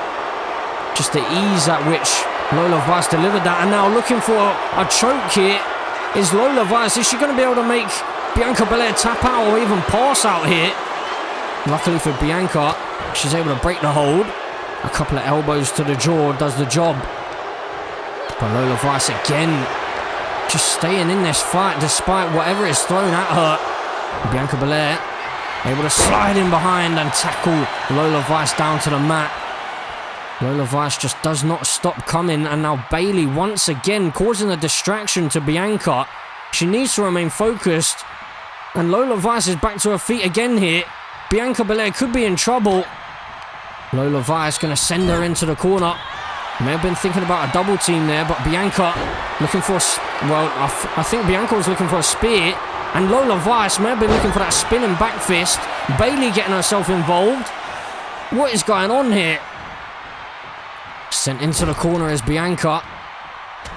Big elbow found by Bianca. Could be a big reversal for her. Again looking for that spear and the spinning back fist at the same time, but neither woman able to get the upper hand right now, and a big knee to the rib cage of Bianca. Lola Vice is done playing around here, it seems like.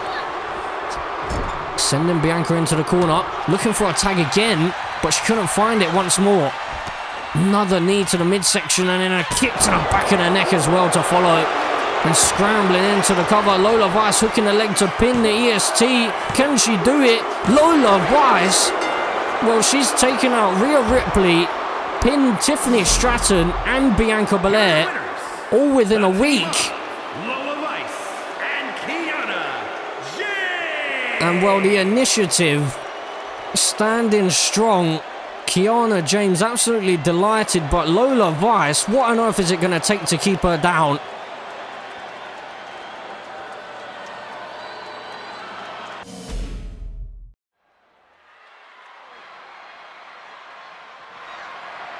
The following is a triple threat match, and it's for the WWE Women's World Championship.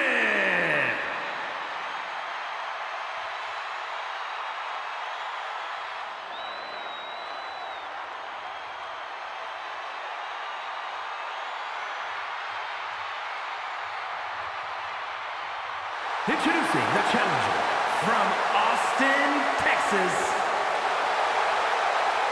And so, as we move on with the show, we have the Women's World Championship on the line, and this woman, Jordynne Grace, is a woman who could probably match Jade Cargill in power. Probably one of the only superstars in the division that can actually match Jade Cargill's power, although it must be said that Lash Legend is another superstar who could maybe even possibly match Jade Cargill for her power. So here this evening, Jade Cargill has the biggest challenge of her championship reign so far, as she looks to take on Jordynne Grace and Lash Legend both at the same time. But the question is, will Jordynne Grace and Lash Legend be able to focus on the task at hand, or will their rivalry perhaps take over?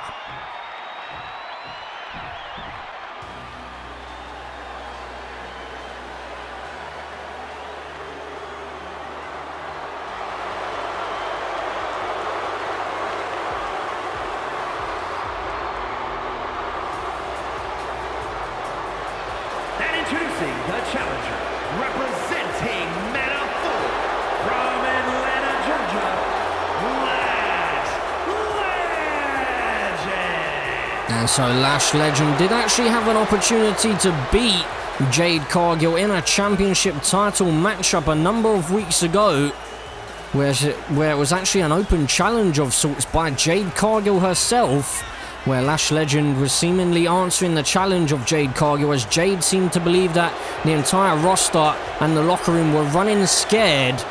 But Lash Legend decided to step up to the challenge, and Jade Cargill would successfully retain the championship due to interference by Jordynne Grace on that occasion.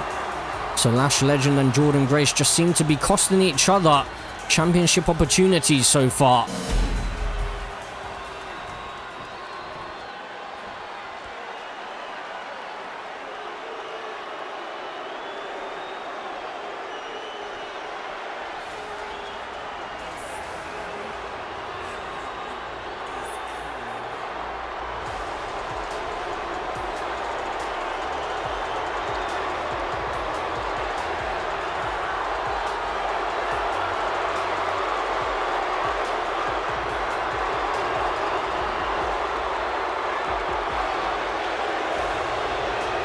Introducing the champion from Orlando, Florida, the WWE Women's World Champion,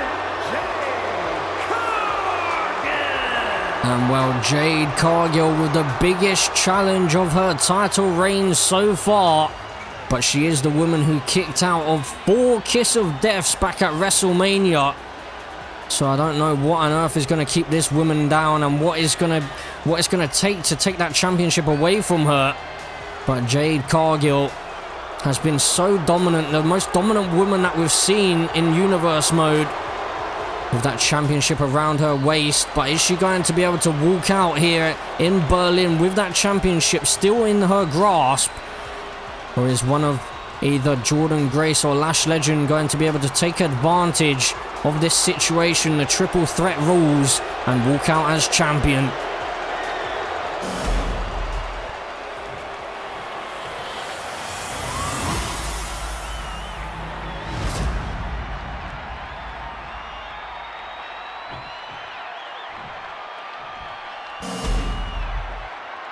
So Jordynne Grace getting her first opportunity at the Women's World Championship.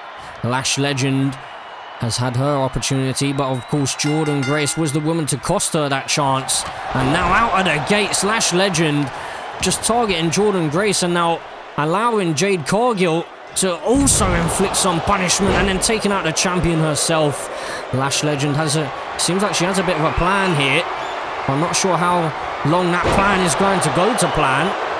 A power slam connecting onto the WWE Women's World Champion. Jordynne Grace on the outside deciding to bring some weapons into play here early on. Jordynne Grace with a kendo stick, but she couldn't quite utilize it on that occasion. Lash Legend, though, taken down by the champion. And it must also be said that on Monday Night Raw, when Shawn Michaels had informed Jade Cargill that she would be defending her championship in this triple threat match here tonight, Jade Cargill didn't seem flustered by it. She actually almost seemed a little bit pleased, to be honest, as she just simply responded by saying perfect to the situation. But now Jordynne Grace looking to pin the champion. A 2 count found for Jordynne Grace, but I don't know why I can't talk all of a sudden. But now Jade Cargill came charging in, but just about missed on that double axe handle. Now with a kendo stick in hand, couldn't quite utilize it. The champion finds a reversal on Lash Legend, sends her over the top rope. Luckily for Lash Legend, this isn't the Royal Rumble match or a Battle Royale, because otherwise she'd be out of there. But now Jordynne Grace and Jade Cargill going head to head here. Lash Legend gets herself into the mix once again, but she's taken down from behind by the champion. And now Jordynne Grace looking to steal the win here, but Lash Legend back to her feet. A reversal found by Jade, and Lash Legend able to break up the count for sure that time. But now Jade Cargill hoisting up Lash Legend up on the top of her shoulders. Big elbows to the jaw by Lash, and now yielding that kendo stick, just striking Jade on the top of her head and then into a suplex for good measure. And now Lash Legend and Jordynne Grace just turning their attention to each other again, but the champion back to her feet. Lash Legend and Jordynne Grace can't allow their rivalry to distract them here this evening. Those two have been just at each other's throats for months now. And again, Jordynne Grace going after Lash Legend here, seeking some revenge. She's been wanting that revenge for quite some time, but it may cost her if she only focuses on Lash Legend and not the champion.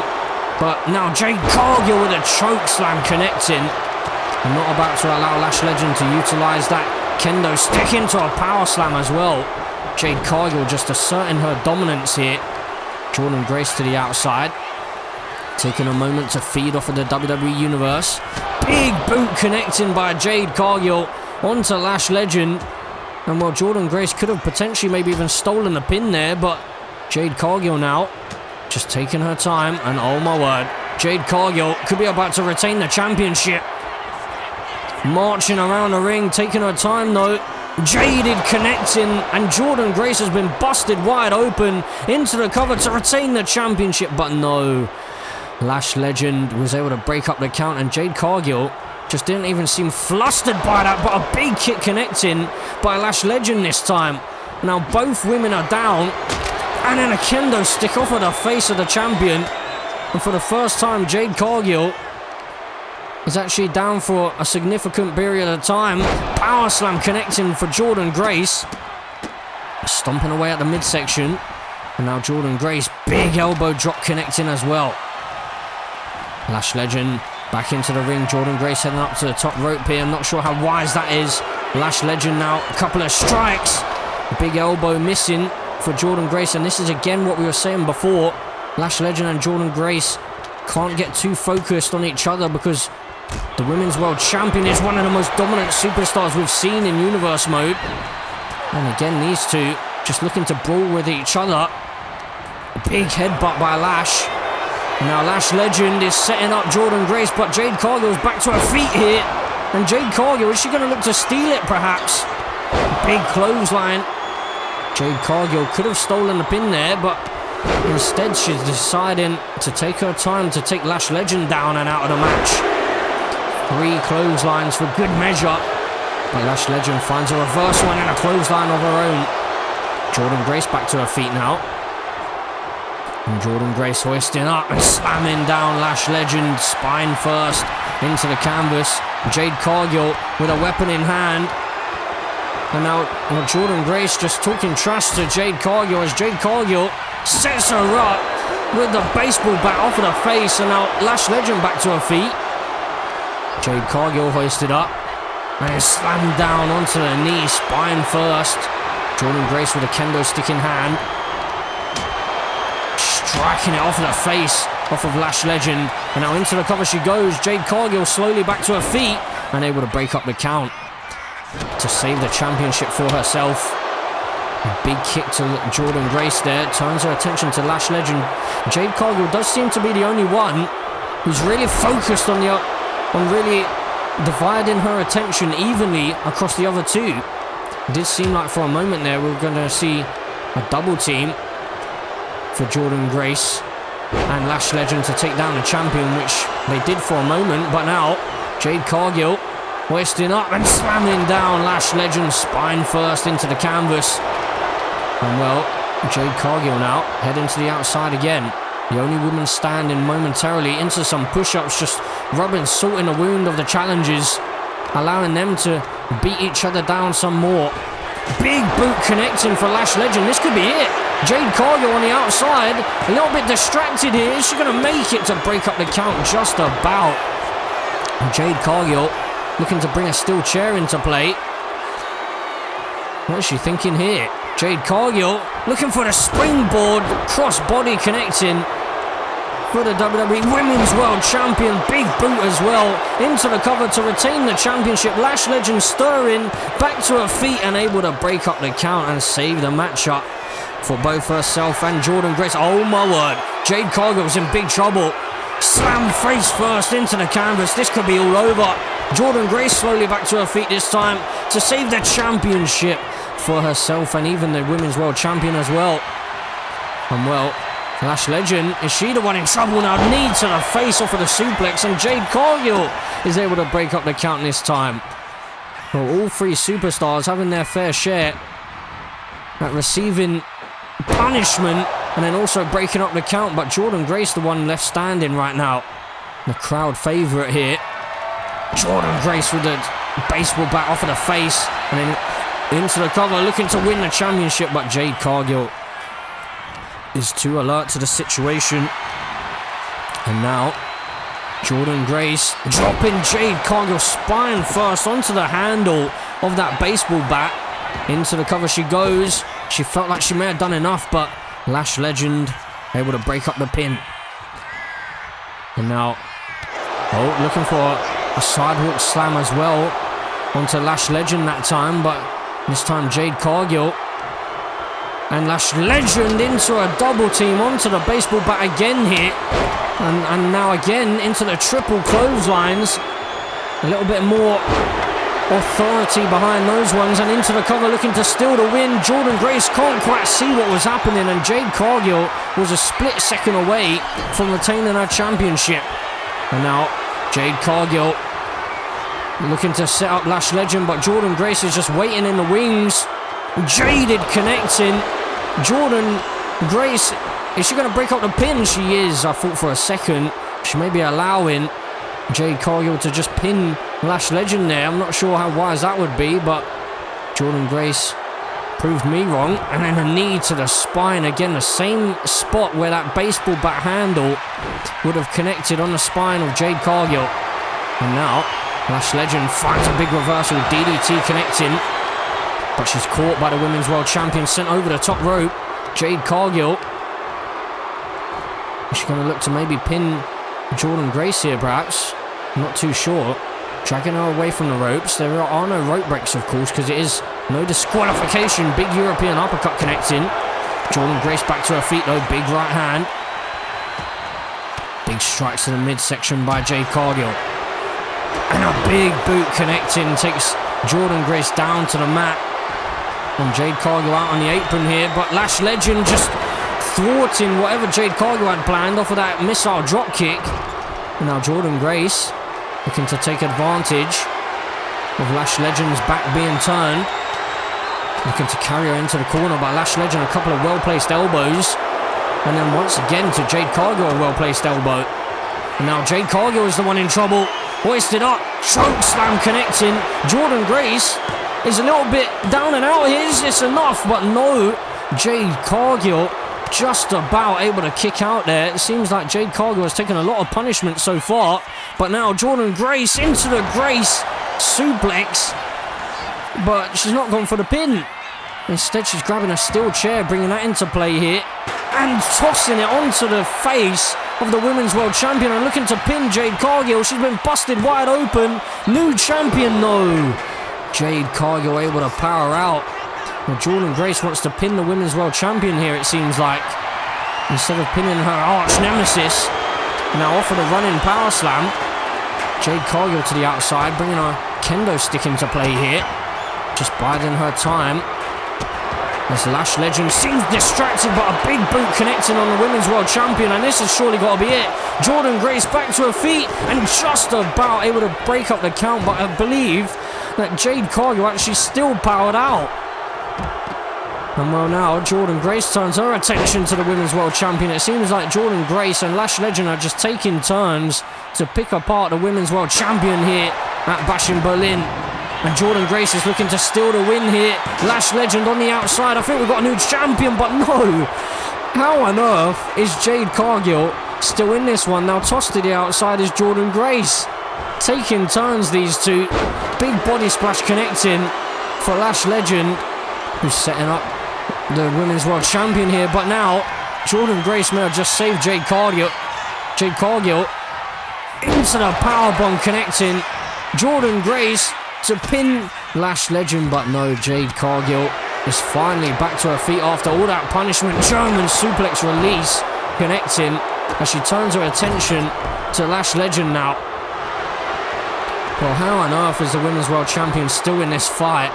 I have no idea. Steel chair in hand, but now Jordynne Grace looking for a clubbing blow there, but Jade Cargill again finds a reversal. She may have been looking for a shoulder tackle there, but power slam connecting for Jordynne Grace and striking the kendo stick off of the skull of Jordynne Grace. And I mean, Jordynne Grace is in big trouble here. Lash Legend was setting up that choke slam, but Jordynne Grace found the reversal and looking for the power bomb. But Jade Cargill is back to her feet off of the power bomb. Oh my word, is Jade Cargill going to steal the win here? Jade Cargill, what is she doing? She's going for Jade, it seems like. She could have just taken a pin perhaps, but Jordynne Grace is back to her feet. She doesn't seem too impressed. Jaded connecting in the meantime into the cover, the Women's World Champion, but again, the pin is broken up. These three women are putting each other through, really putting each other through, and a big boot connecting for Jade, and well, she's back to the outside again. What is she doing? She could have had this match up one. Jade Cargill perhaps letting her confidence get the better of her here this evening. But now Lash Legend and Jade Cargill about to meet on the outside. Jade Cargill was looking to maybe send Lash Legend flying across the outside, but Lash Legend found a reversal here. Now looking to send Jade Cargill back into the ring. Lash Legend here with the Women's World Champion vulnerable, but Jade Cargill back to her feet again. And Jade Cargill setting up Jaded, but was broken up by Jordynne Grace that time, and then again, looking for Jaded. Hoisting up Lash Legend and crashes her down to the mat. Face first, busting her wide open. Jade Cargill into the cover, but Jordynne Grace again is back into the ring to break up the count. Who on earth is going to walk out of Berlin as the Women's World Champion here this evening? Is Jade Cargill going to somehow find a way to retain that championship? Or will Jordynne Grace or Lash Legend be able to take advantage of the triple threat rules? No, they're alone in the ring right now. Jordynne Grace up to the second rope. You can see all the bruising across the back, and all three of these women have been busted wide open. Big boot by Lash Legend. And she's going to target the leg, the hamstring, and then the spine as well of Jordynne Grace. No, Jade Cargill taking her time on the outside. She's really in quite a state here, Jade Cargill. She's taken a lot of punishment so far. But oh my word, not again. Looking for Jaded. How many times is this? It's got to be 3 or 4. Jaded connecting, but Jordynne Grace again is back to her feet and able to break up the count. I think Lash Legend is down and out here. This matchup may finish between Jade Cargill and Jordynne Grace here, because I'm not sure how much longer Lash Legend is going to be able to keep going. She's back to her feet though. She's not looking to stay down for too long. Jordynne Grace may have been thinking about an Alabama slam there, but couldn't quite connect with it.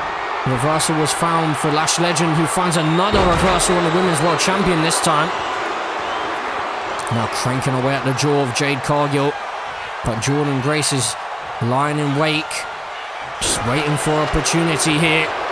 As, oh my word, Jordynne Grace into the suplex connecting. This could be all over. Jordynne Grace to become the Women's World Champion. Jade Cargill back to her feet and able to break up the count though. Jordynne Grace could have been moments away from getting that championship, but Jade Cargill is not about to allow that championship to slip through her fingers. I think she may have underestimated her competition here tonight, because Lash Legend and Jordynne Grace are putting on one heck of a fight here. And then chokeslam connecting for Lash Legend. And then she turns her attention to Jordynne Grace. Oh my word. Is Lash Legend about to do it? Connecting. Face first into the canvas. Lash Legend about to become the Women's World Champion. Is she going to do it? No! Jordynne Grace at a 2.9 count. How on earth did she get the shoulder up? Jade Cargill, I think she needs to get back in the ring here, because Jordynne Grace is in trouble. Chokeslam connecting. Jade Cargill back into the ring to save her championship. I believe that surely would have been it all over there. Off of the chokeslam, but Jade Cargill now up to the second rope. And I believe she wants Lash Legend back to her feet. Still steps all over the ring. Got to be careful here, because this is a bit of a war zone right now. Targeting the knee of Jordynne Grace and Jade Cargill. What is she going for now? Looking for some springboard action perhaps. Looking for a crossbody, couldn't connect with it. But Jordynne Grace, double axe handle to the spine and then into a bulldog for Lash Legend. Well, Lash Legend has the pick of the bunch here. Who's she going to go for to try and end this matchup? Well, these two just talking trash. Jade Cargill seems to be in the middle of it all. And both superstars, Lash Legend and Jordynne Grace, taking a swing at the Women's World Champion. But Jade Cargill now still chair in hand and just striking it off the face, off of Lash Legend. And Jade Cargill sending Lash Legend off of the ropes, looking for a big boot, couldn't connect with it. Clothesline connecting for Lash. And now Jordynne Grace back to her feet again, sent into the corner. And a big boot connecting for Lash Legend in the corner, looking to go into the pinfall, but Jade Cargill's there and able to break up the count again. I don't know if we're even going to have these three superstars on the roster after this matchup. Chokeslam onto the steel steps and the chair. But Lash Legend doesn't pin the champion. She decides to turn her attention to her arch nemesis once again. And again, that could prove to be costly here, because she could have maybe won a championship just then. Jade Cargill back to her feet again though. And just look at the state of the canvas here. These three superstars going to war. Jade Cargill slamming down Lash Legend offered a power slam. Jordynne Grace though, oh my word, she's sizing up the champion. Jade Cargill could be in deep trouble. Jade Cargill, the knee to the face. Lash Legend back into the ring though, and she's the one breaking up the count this time. My oh my. And neither one of these superstars want to lie down. They don't want to stay down. Jade Cargill has taken so much punishment. I've lost count of how many finishing maneuvers she's received here by the other two superstars. And now Jordynne Grace driving the knee into the midsection of Jade Cargill and tossing her to the side. And now she's been caught by Lash Legend. And Lash Legend could have an opening here because Jade Cargill was rolling to the outside. Perhaps taking some time to try and recover here. As Lash Legend now targeting the ribcage and the midsection. And into the cover she goes. Lash Legend looking to win the championship. But no, kick out found by Jordynne Grace. I don't know how these three are still fighting right now. But oh, Lash Legend with a big reversal there. Looked like Jade Cargill may have been going for Jaded. But she was able to find the reversal. Now into the corner. Lash Legend finds another reversal here. And Lash Legend going to back it up. And big clothesline connecting for Lash. Jade Cargill back to her feet again though. Muscle down to the canvas and now, oh my word, is she about to pin Jade Cargill? Lash Legend, can she do it? No! Jade Cargill, I don't think anything can keep her down. Oh my word. But the Women's World Champion was in trouble, at least momentarily. Into a spear connecting for Jade Cargill. Jordynne Grace back into the ring, able to avoid that strike. Oh my goodness, how much longer are these three going to keep fighting? We're going to need a new canvas. Probably a new ring after this matchup. Clubbing blow to the chest by Jordynne Grace. Jade Cargill again making her way back to her feet. So defiant, not about to stay down here. Is the Women's World Champion. There's now Lash Legend on the outside. German suplex for Jade Cargill connecting. Lash Legend with that sledgehammer to the ribcage, connecting onto the Women's World Champion. And just taking her time here. Lash Legend just soaking in the moment. What is she doing? Jordynne Grace back to her feet. Lash Legend may have just cost herself. She's had a couple of opportunities to maybe win this matchup, but Lash Legend has just... Oh, found another reversal. Oh my word. Lash Legend. Chokeslam connecting onto Jade Cargill. Jordynne Grace back to her feet slowly. And Jade Cargill somehow has kicked out once again. Well, how on earth is Jade Cargill doing this? The Women's World Champion will not stay down here. I mean, she's got to be down and out now for sure, but now Jordynne Grace into the cover. She's looking to steal the win, but Lash Legend this time. I can't believe what I'm seeing. How are these three superstars still fighting here? I don't think we're ever going to get a finish to this matchup. Don't know who is going to stay down out of these three. Jordynne Grace with a big elbow, finding the reversal, and now she's got the Women's World Champion in her clutches. But Lash Legend is there to break up the count once again.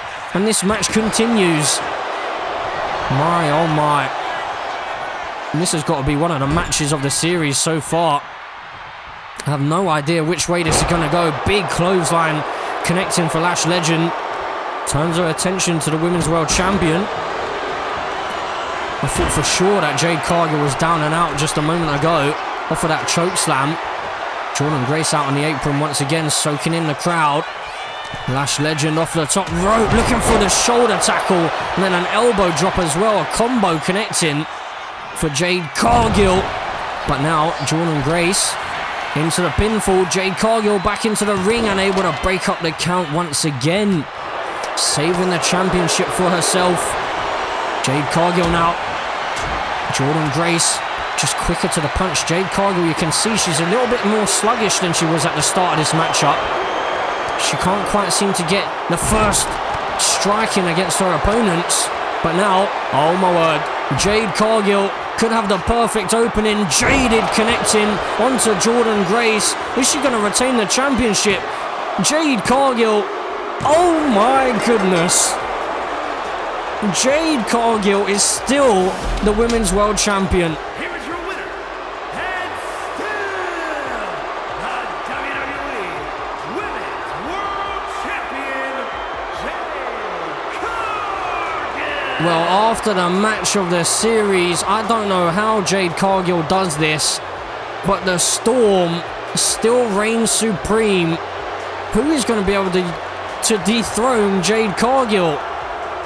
What a matchup.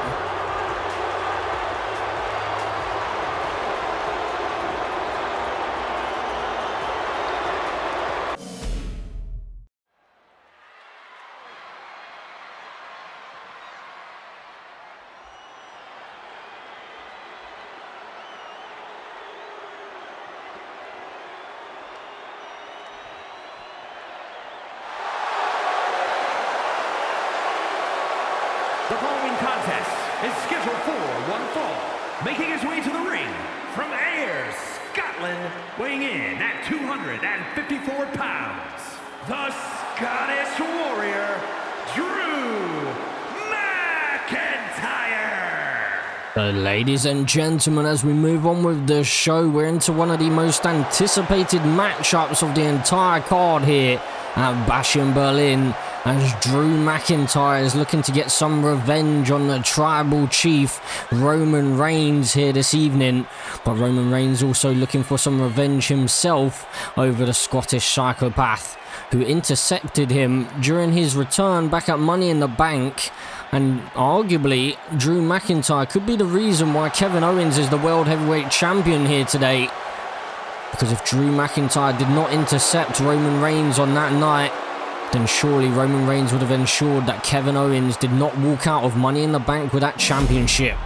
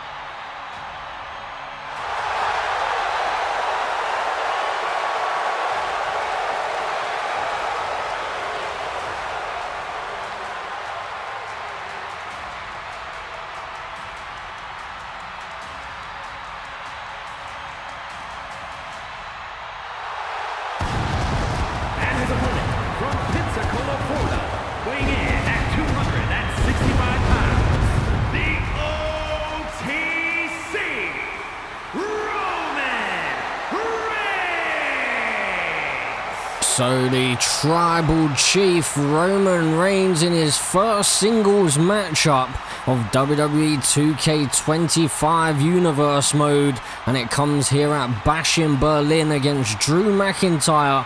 We did see Roman Reigns in his first actual matchup of the series back at Saturday night's main event when he teamed with Bron Breakker to take on Drew McIntyre and Kevin Owens, but unfortunately for Roman, it seemed as though him and Bron Breakker couldn't coexist, and their team ended up falling apart, and Kevin Owens would get the victory for himself and Drew McIntyre by pinning the #1 contender in Bron Breakker. Those two will be facing off later on tonight, but here right now, the tribal chief wants to seek some revenge on Drew McIntyre. And I mean, we must also state the fact that Seth freaking Rollins has been hovering around the tribal chief, and he's been speaking almost as if he wants to maybe reunite the Shield. So you have to wonder, is Roman Reigns going to be distracted here this evening, or is he going to be focused on the task at hand? As the ones get thrown up to the sky for the tribal chief, as he makes his way into the ring. First singles matchup of the entire series for the OTC. But can he get the victory here tonight?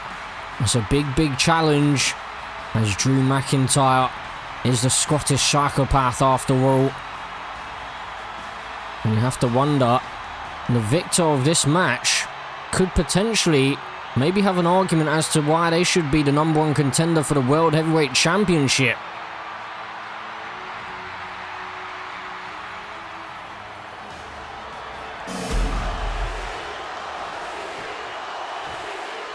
So Drew McIntyre, Roman Reigns, about to go head to head here. As the bell rings and we're underway here. Just locking up in the center of the ring to start things off. So this rivalry, this feud, dates back many, many years as Drew McIntyre got screwed over by the Bloodline at Clash at the Castle, in Scotland, when Solo Sikoa made his debut. And ever since then, Drew McIntyre has been a changed man, but into the cover early on here, looking for a pinfall on the Tribal Chief, but just a 1 count found.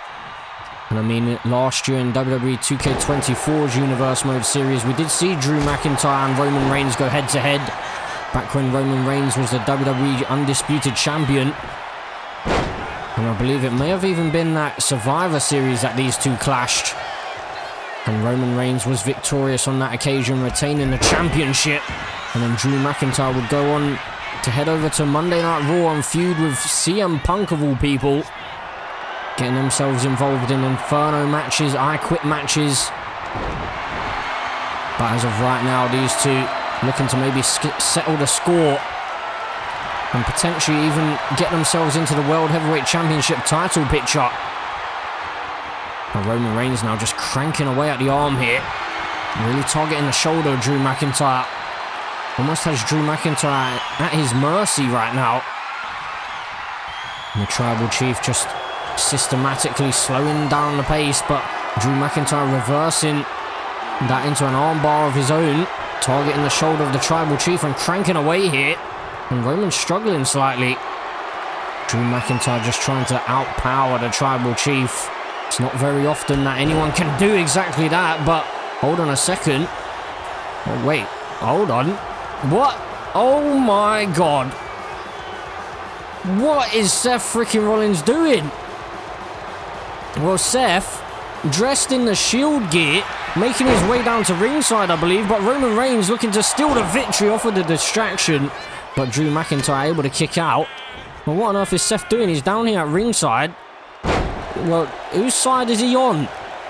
I mean, I know he's wearing the Shield gear, but is he trying to play mind games? What is this? Even Roman Reigns is asking Seth what he's doing out here, and Seth is trying to tell Roman that he's in his corner. What on earth is happening? Well, Roman Reigns needs to remain focused on Drew McIntyre. He can't allow Seth freaking Rollins to distract him here. Seth Rollins is trying to claim that he's out here to help the Tribal Chief, but I mean, I don't know how much I trust Seth freaking Rollins right now. Just targeting the knee now of Drew McIntyre. I mean, you could say that Seth freaking Rollins has allowed Roman Reigns to turn the tables in this matchup.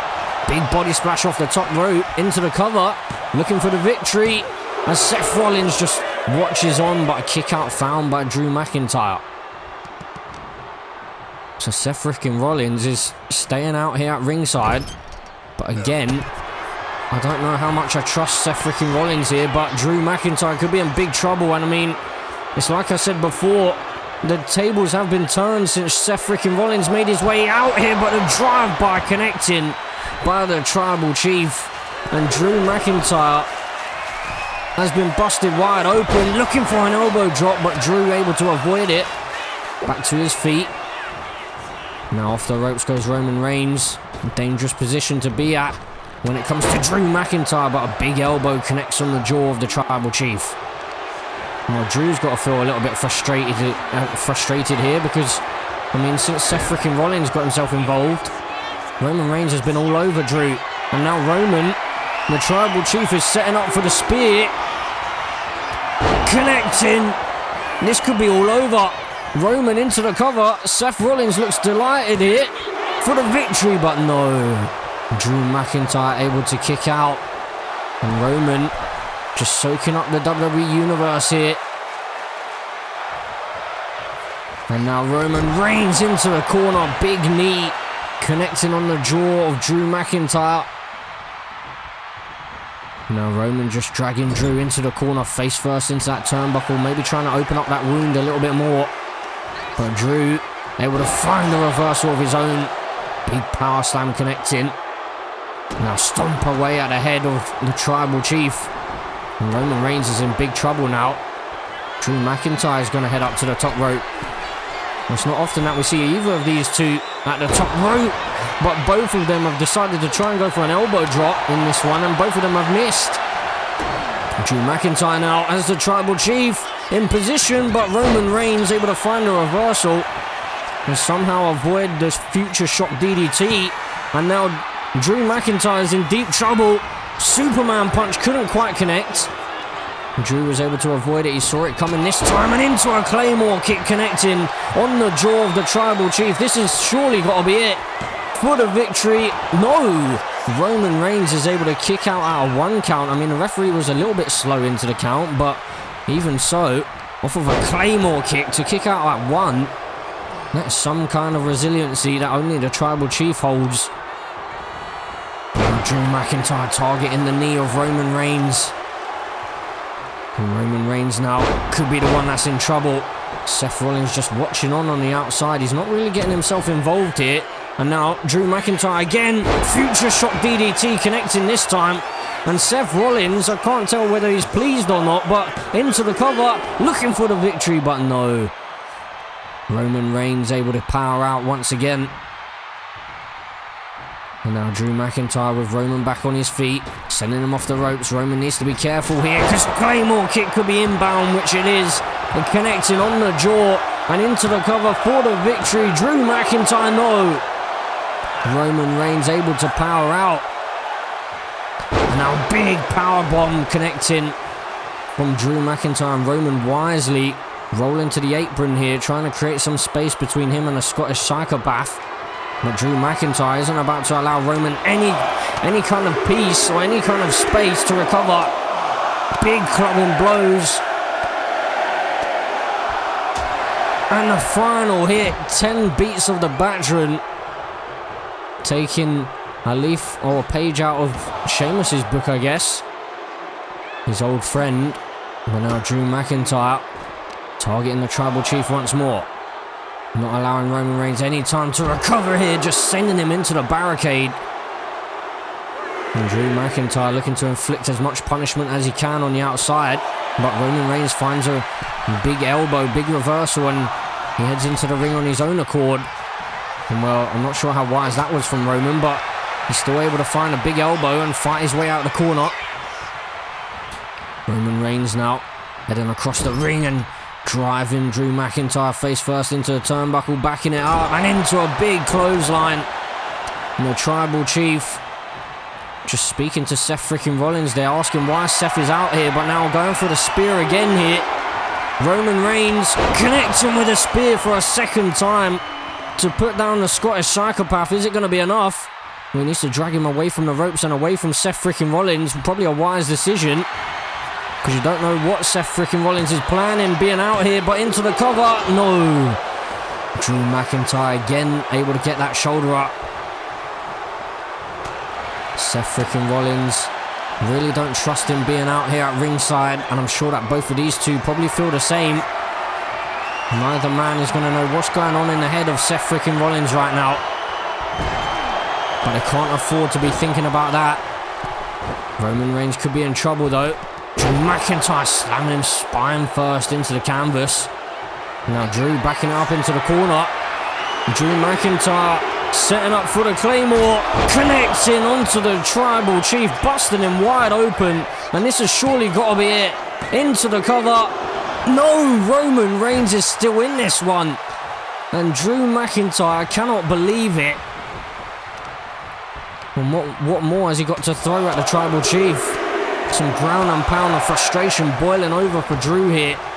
And while heading to the outside, Drew McIntyre may have been thinking about going for a weapon of sorts or something along those lines, but decided against it. And now into it. It looked like may have been, I'm not sure if that was a Superman punch or not, or maybe a clothesline, but Roman looking to connect with a Superman punch. This time connecting right on the jaw, quickly into the cover.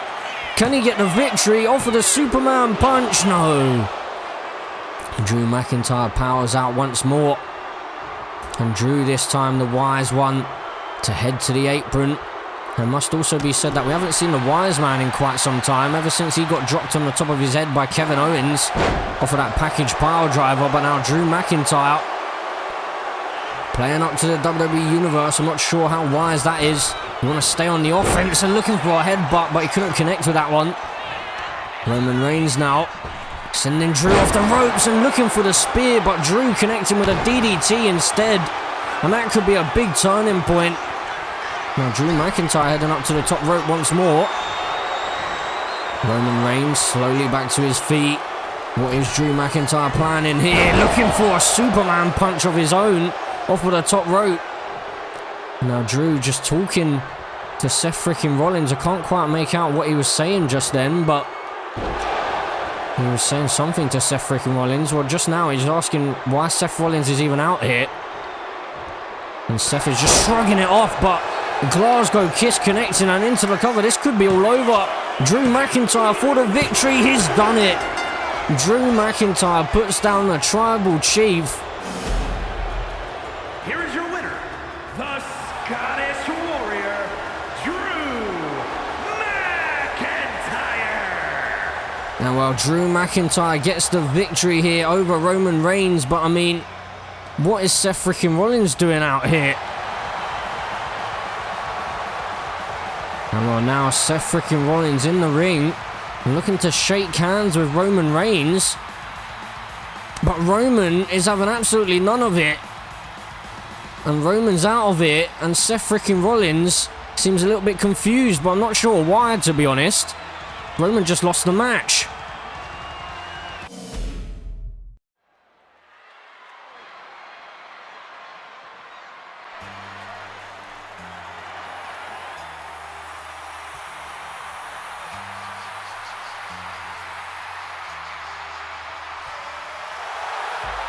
The following contest is scheduled for one fall. Making his way to the ring from West Newbury, Massachusetts, weighing in at 251 pounds, the greatest of all time, John Cena! So John Cena on his farewell tour, looking for his first victory here in WWE 2K25 Universe mode. But unfortunately for him, he's not involved in the championship title picture. He has an old foe who he needs to settle business with here tonight. And it's the last time John Cena will be in Bash in Berlin, or will be in Berlin, I should say, during his farewell tour. But John Cena, is he going to be able to defeat the ghost of his past in CM Punk here tonight to earn himself his first victory in WWE 2K25's Universe mode? Or will CM Punk get the better of him once again?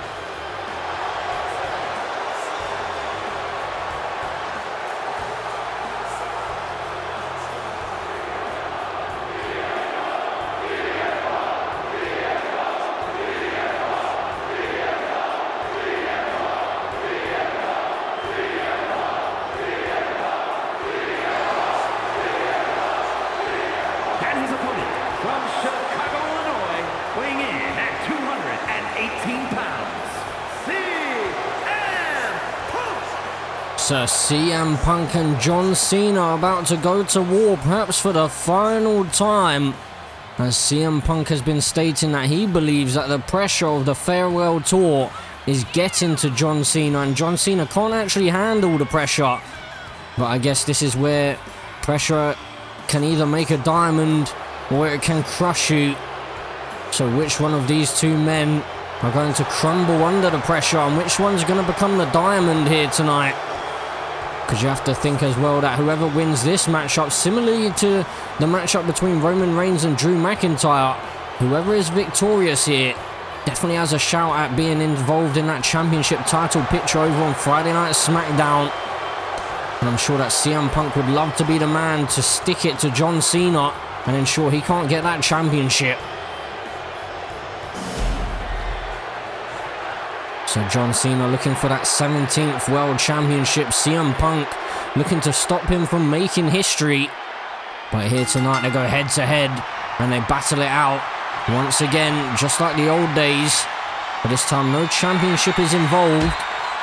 But both of these men want to get that WWE Championship, and especially the Winged Eagle Championship. They're going to have to settle for that for now, because the final boss is still off in Hollywood, keeping hostage that WWE Undisputed Championship.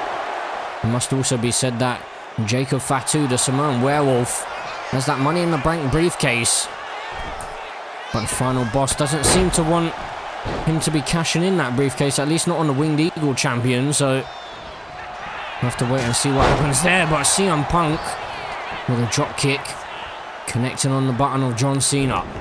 And now CM Punk just with some vicious elbows to the top of the head of Cena here. CM Punk right now on top of things, in firm control of this matchup. And I guess in his head he's probably thinking that this is exactly what he was talking about. The pressure is too much for John Cena. Into the cover, just testing out Cena here. Perhaps trying to see whether Cena is going to crumble against the pressure, or under the pressure I should say, and slammed face first into the apron. Cena hasn't really got anything going just yet.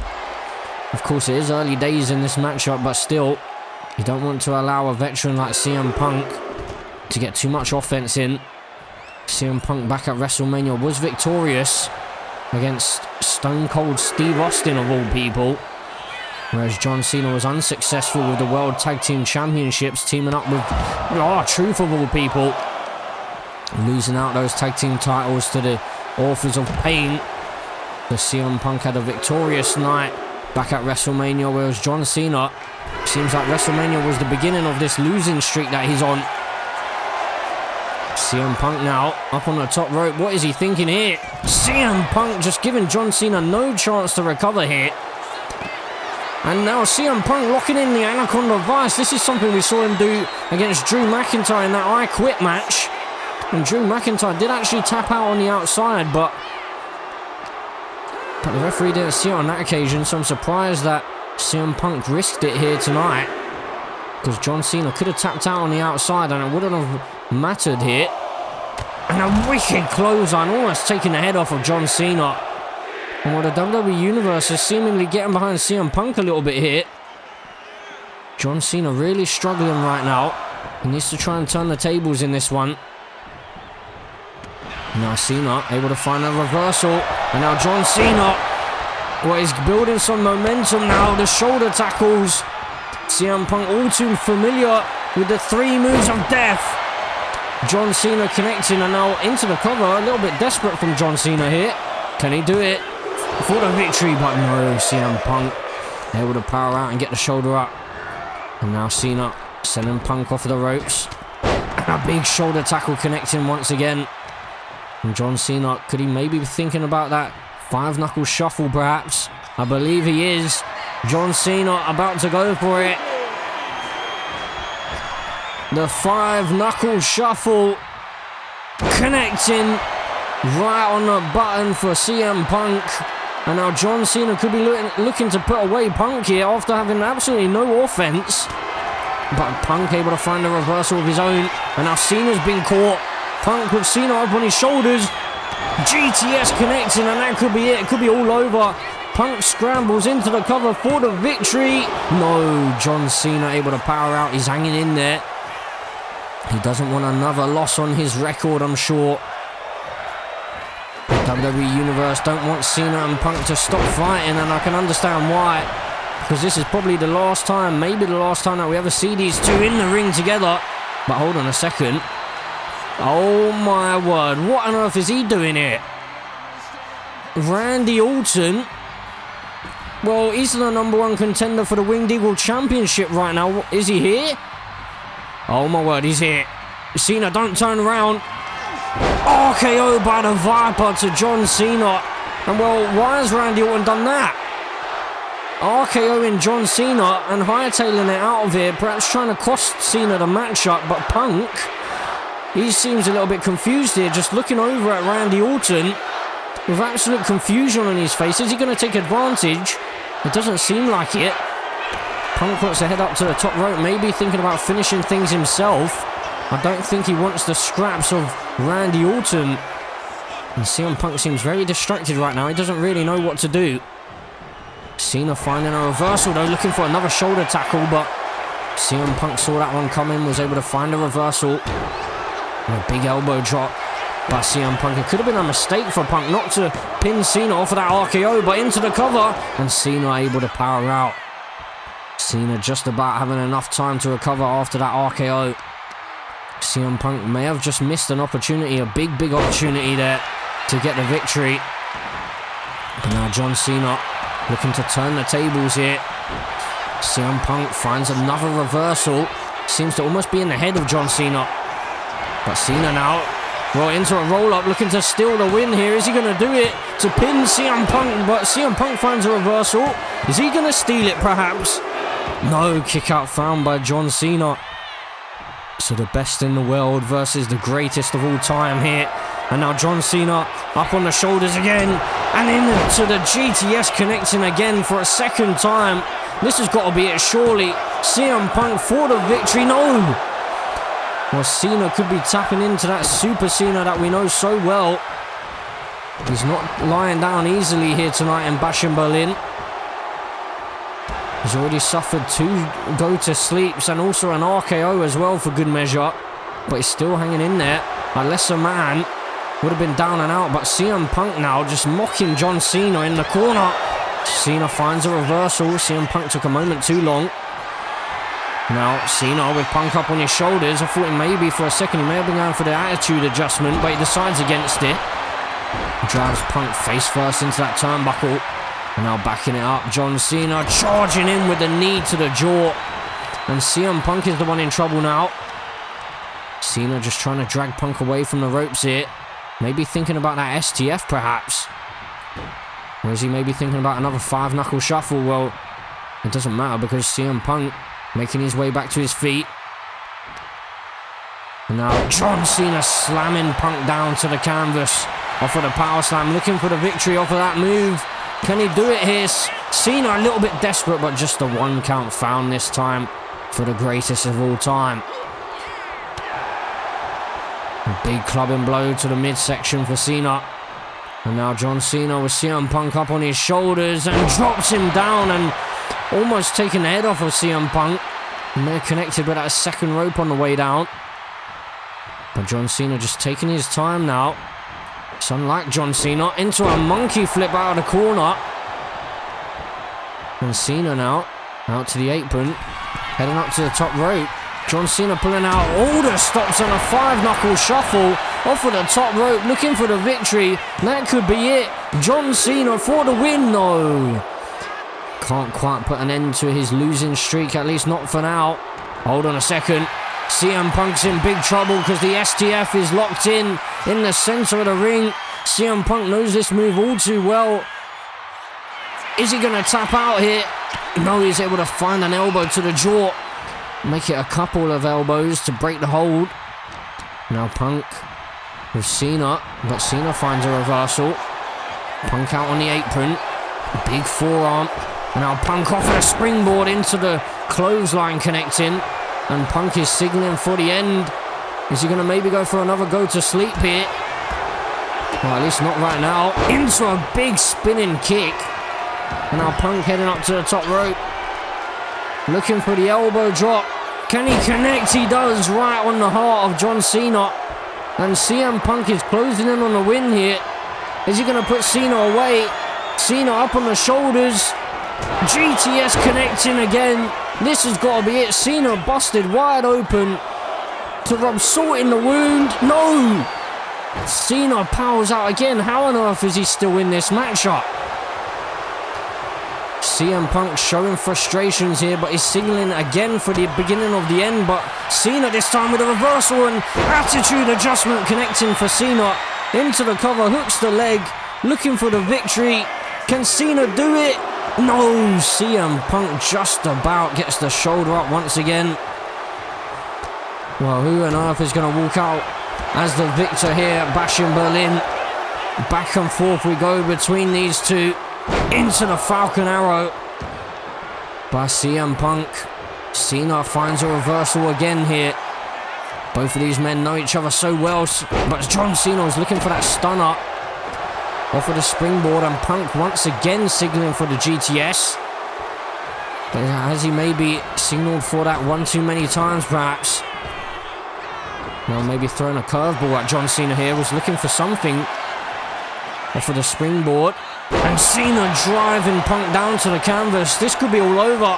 CM Punk, is he able to kick out? He can't, and John Cena finally gets his first victory on his farewell tour. So John Cena pins CM Punk for the victory, and look how happy he is.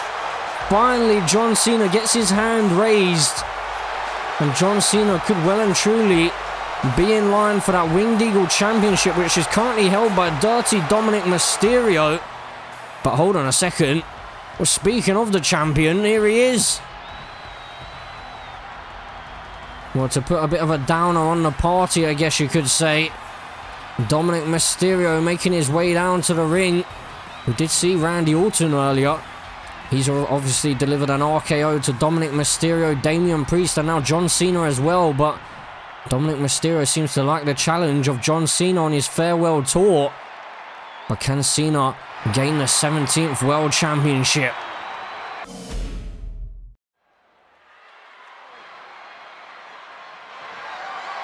The following contest is scheduled for one fall and is for the World Heavyweight Championship.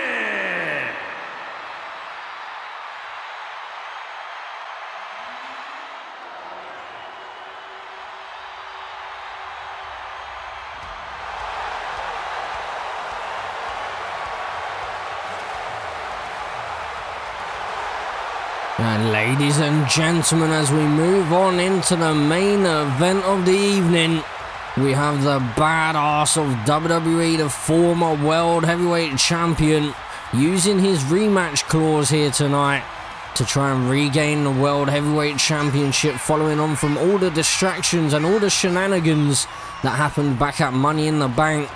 Bron Breakker is going to be hoping that maybe here tonight he could be the man to put down Kevin Owens and regain his World Heavyweight Championship. So Bron Breakker, he seems to believe that ever since Roman Reigns returned, everything seems to have gone downhill for the badass, as Bron Breakker had one heck of a year last year, defeating the likes of Brock Lesnar, Goldberg, winning the Royal Rumble match, the King of the Ring tournament, and then also defeating Jacob Fatu, the Samoan Werewolf, at WrestleMania. But Bron Breakker looking to regain that World Heavyweight Championship here tonight at Bash in Berlin.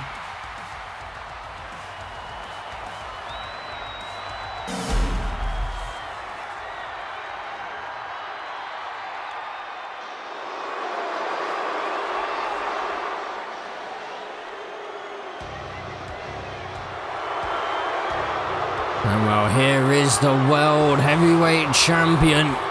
The man who has been dropping people on their head for a number of months now. Kevin Owens with a World Heavyweight Championship over his shoulder. But as we said earlier on tonight, he probably has Drew McIntyre to thank for that. Because back at Money in the Bank, I don't think that Kevin Owens necessarily would have walked out as champion if Roman Reigns had a clear path to walk down to the ring and maybe get some revenge on Kevin Owens that evening. Especially if Roman Reigns had caused a disqualification, then, well, Kevin Owens wouldn't be the champion right now. But Bron Breakker, I don't think, is necessarily going to care about that. Bron Breakker just wants that World Heavyweight Championship back. And Bron Breakker doesn't seem to agree that Roman Reigns may have even helped him to retain the championship back at Money in the Bank if he was given the chance.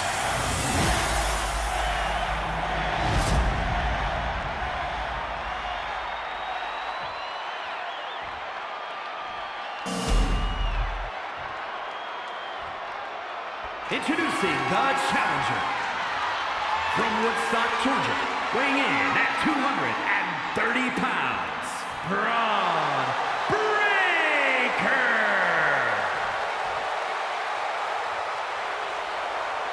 And his opponent from Marieville, Quebec, Canada, weighing in at 266 pounds, the World Heavyweight Champion, Kevin Owens.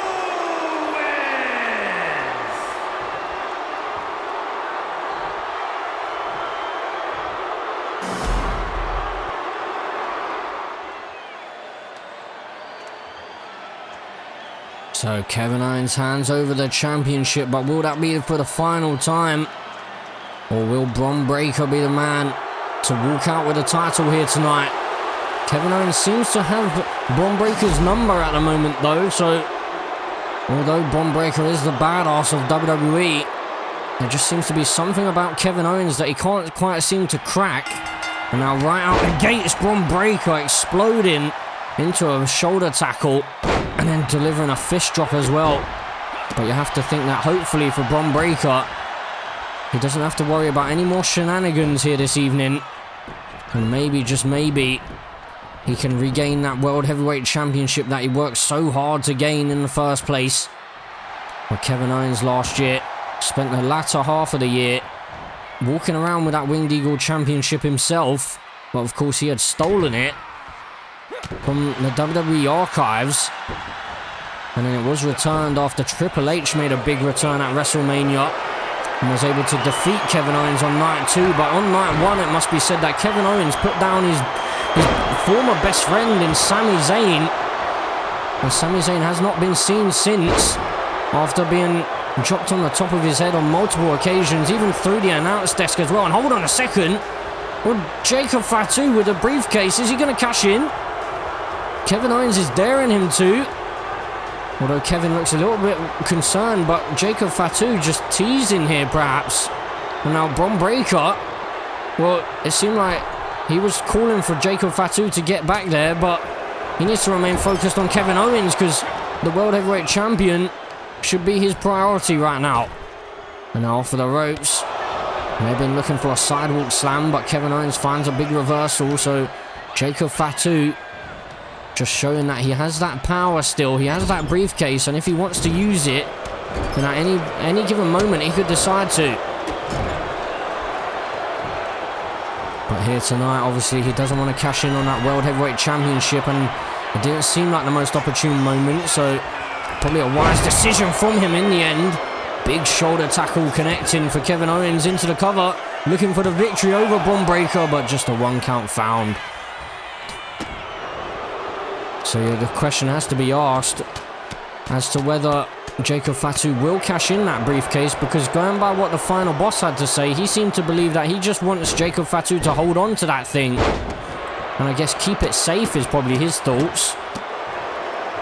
But Kevin Owens remaining focused on the World Heavyweight Champion here. Or I should say the #1 contender actually, because Kevin Owens is the champion. But big elbow connecting onto the jaw. And well, that's quite the distance. I'm not sure Kevin Owens is going to be able to reach, and he was going for the Swanton bomb, but he was nowhere near it. I'm not sure why he thought he would be able to go across the whole ring. I think he was trying to prove a point to Bron Breakker that he's just as athletic, but Bron Breakker looking to steal it. Kevin Owens finds a reversal, but a kick out found by Bron Breakker this time. And now back to their feet. And Kevin Owens, big right hand, but Bron Breakker finding a reversal with his own. And now Kevin Owens into the pop-up powerbomb, connecting into the cover, hooking the leg, looking for the victory. No! Bron Breakker able to kick out here. So explosive is the pop-up powerbomb. Kevin Owens can hear it out of absolutely nowhere. Now he was looking for the stunner, I believe. But Bron Breakker found a reversal, and Kevin Owens still 1 step ahead. Able to connect with that enziguri. Now up on the second rope into a drop kick, sending Bron Breakker halfway across the ring. And while Kevin Owens, you have to assume, could potentially maybe get some help from Drew McIntyre here this evening, especially if Drew McIntyre's word is true as to the fact that he's here to help Kevin Owens. Although I'm not sure Whether I would believe that, I believe that Drew McIntyre may actually just have the intentions of stopping the Tribal Chief. And because Kevin Owens pretty much was helping with that, he decided to side himself alongside Kevin Owens, but into the cover. Bron Breakker off of the knees into the rib section, looking for a new champion, but couldn't quite pin Kevin Owens just yet. Needs to inflict a little bit more punishment here, Bron Breakker, if he wants to get the victory. Big shoulder tackle in the corner. And now Bron Breakker with the power, just throwing Kevin Owens across the ring. And now Bron backing it up into the corner. He's lining up Kevin Owens into the spear, connecting, almost splitting Kevin Owens in half.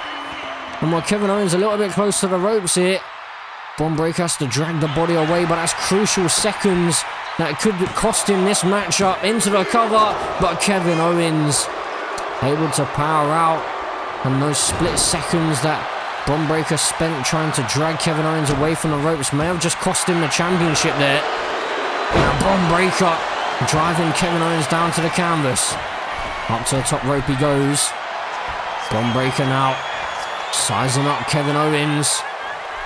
Bron Breakker looking to fly. Big shoulder tackle connecting. And into the cover. Bron Breakker looking a little bit desperate now for a new champion. No, Kevin Owens able to power out again.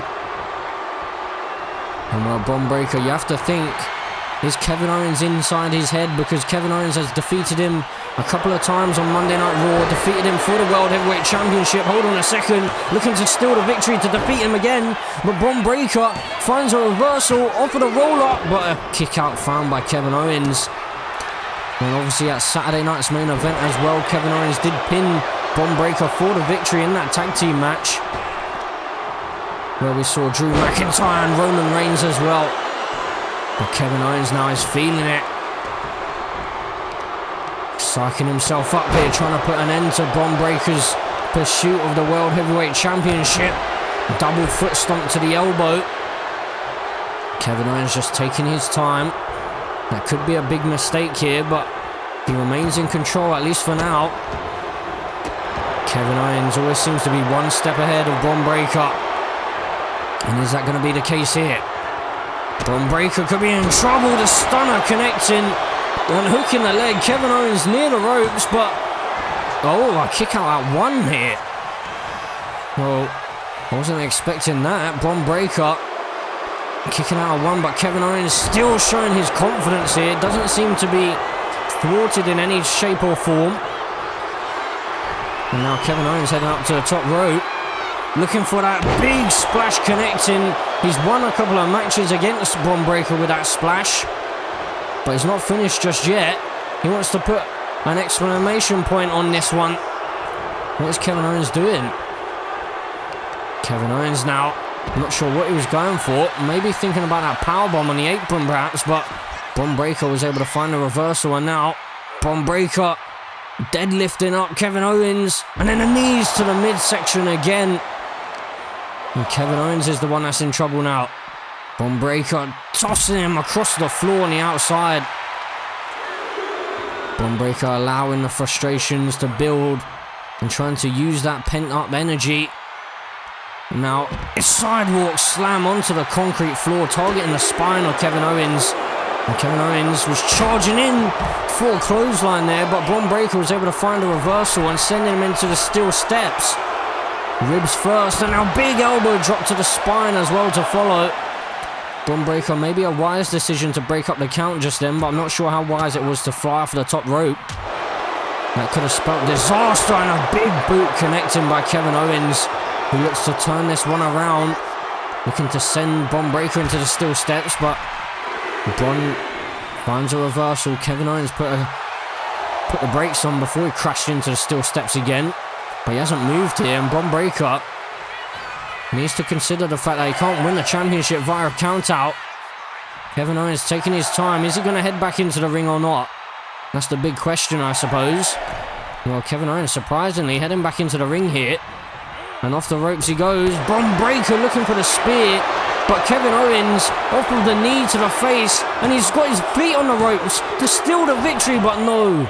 Bron Breakker able to power out regardless, and now into the stunner connecting, and well, shades of Money in the Bank again. looking for the victory. No, Bron Breakker's still in there. The shenanigans may have just played into the hands of Kevin Owens, looking for the Swanton Bomb connecting.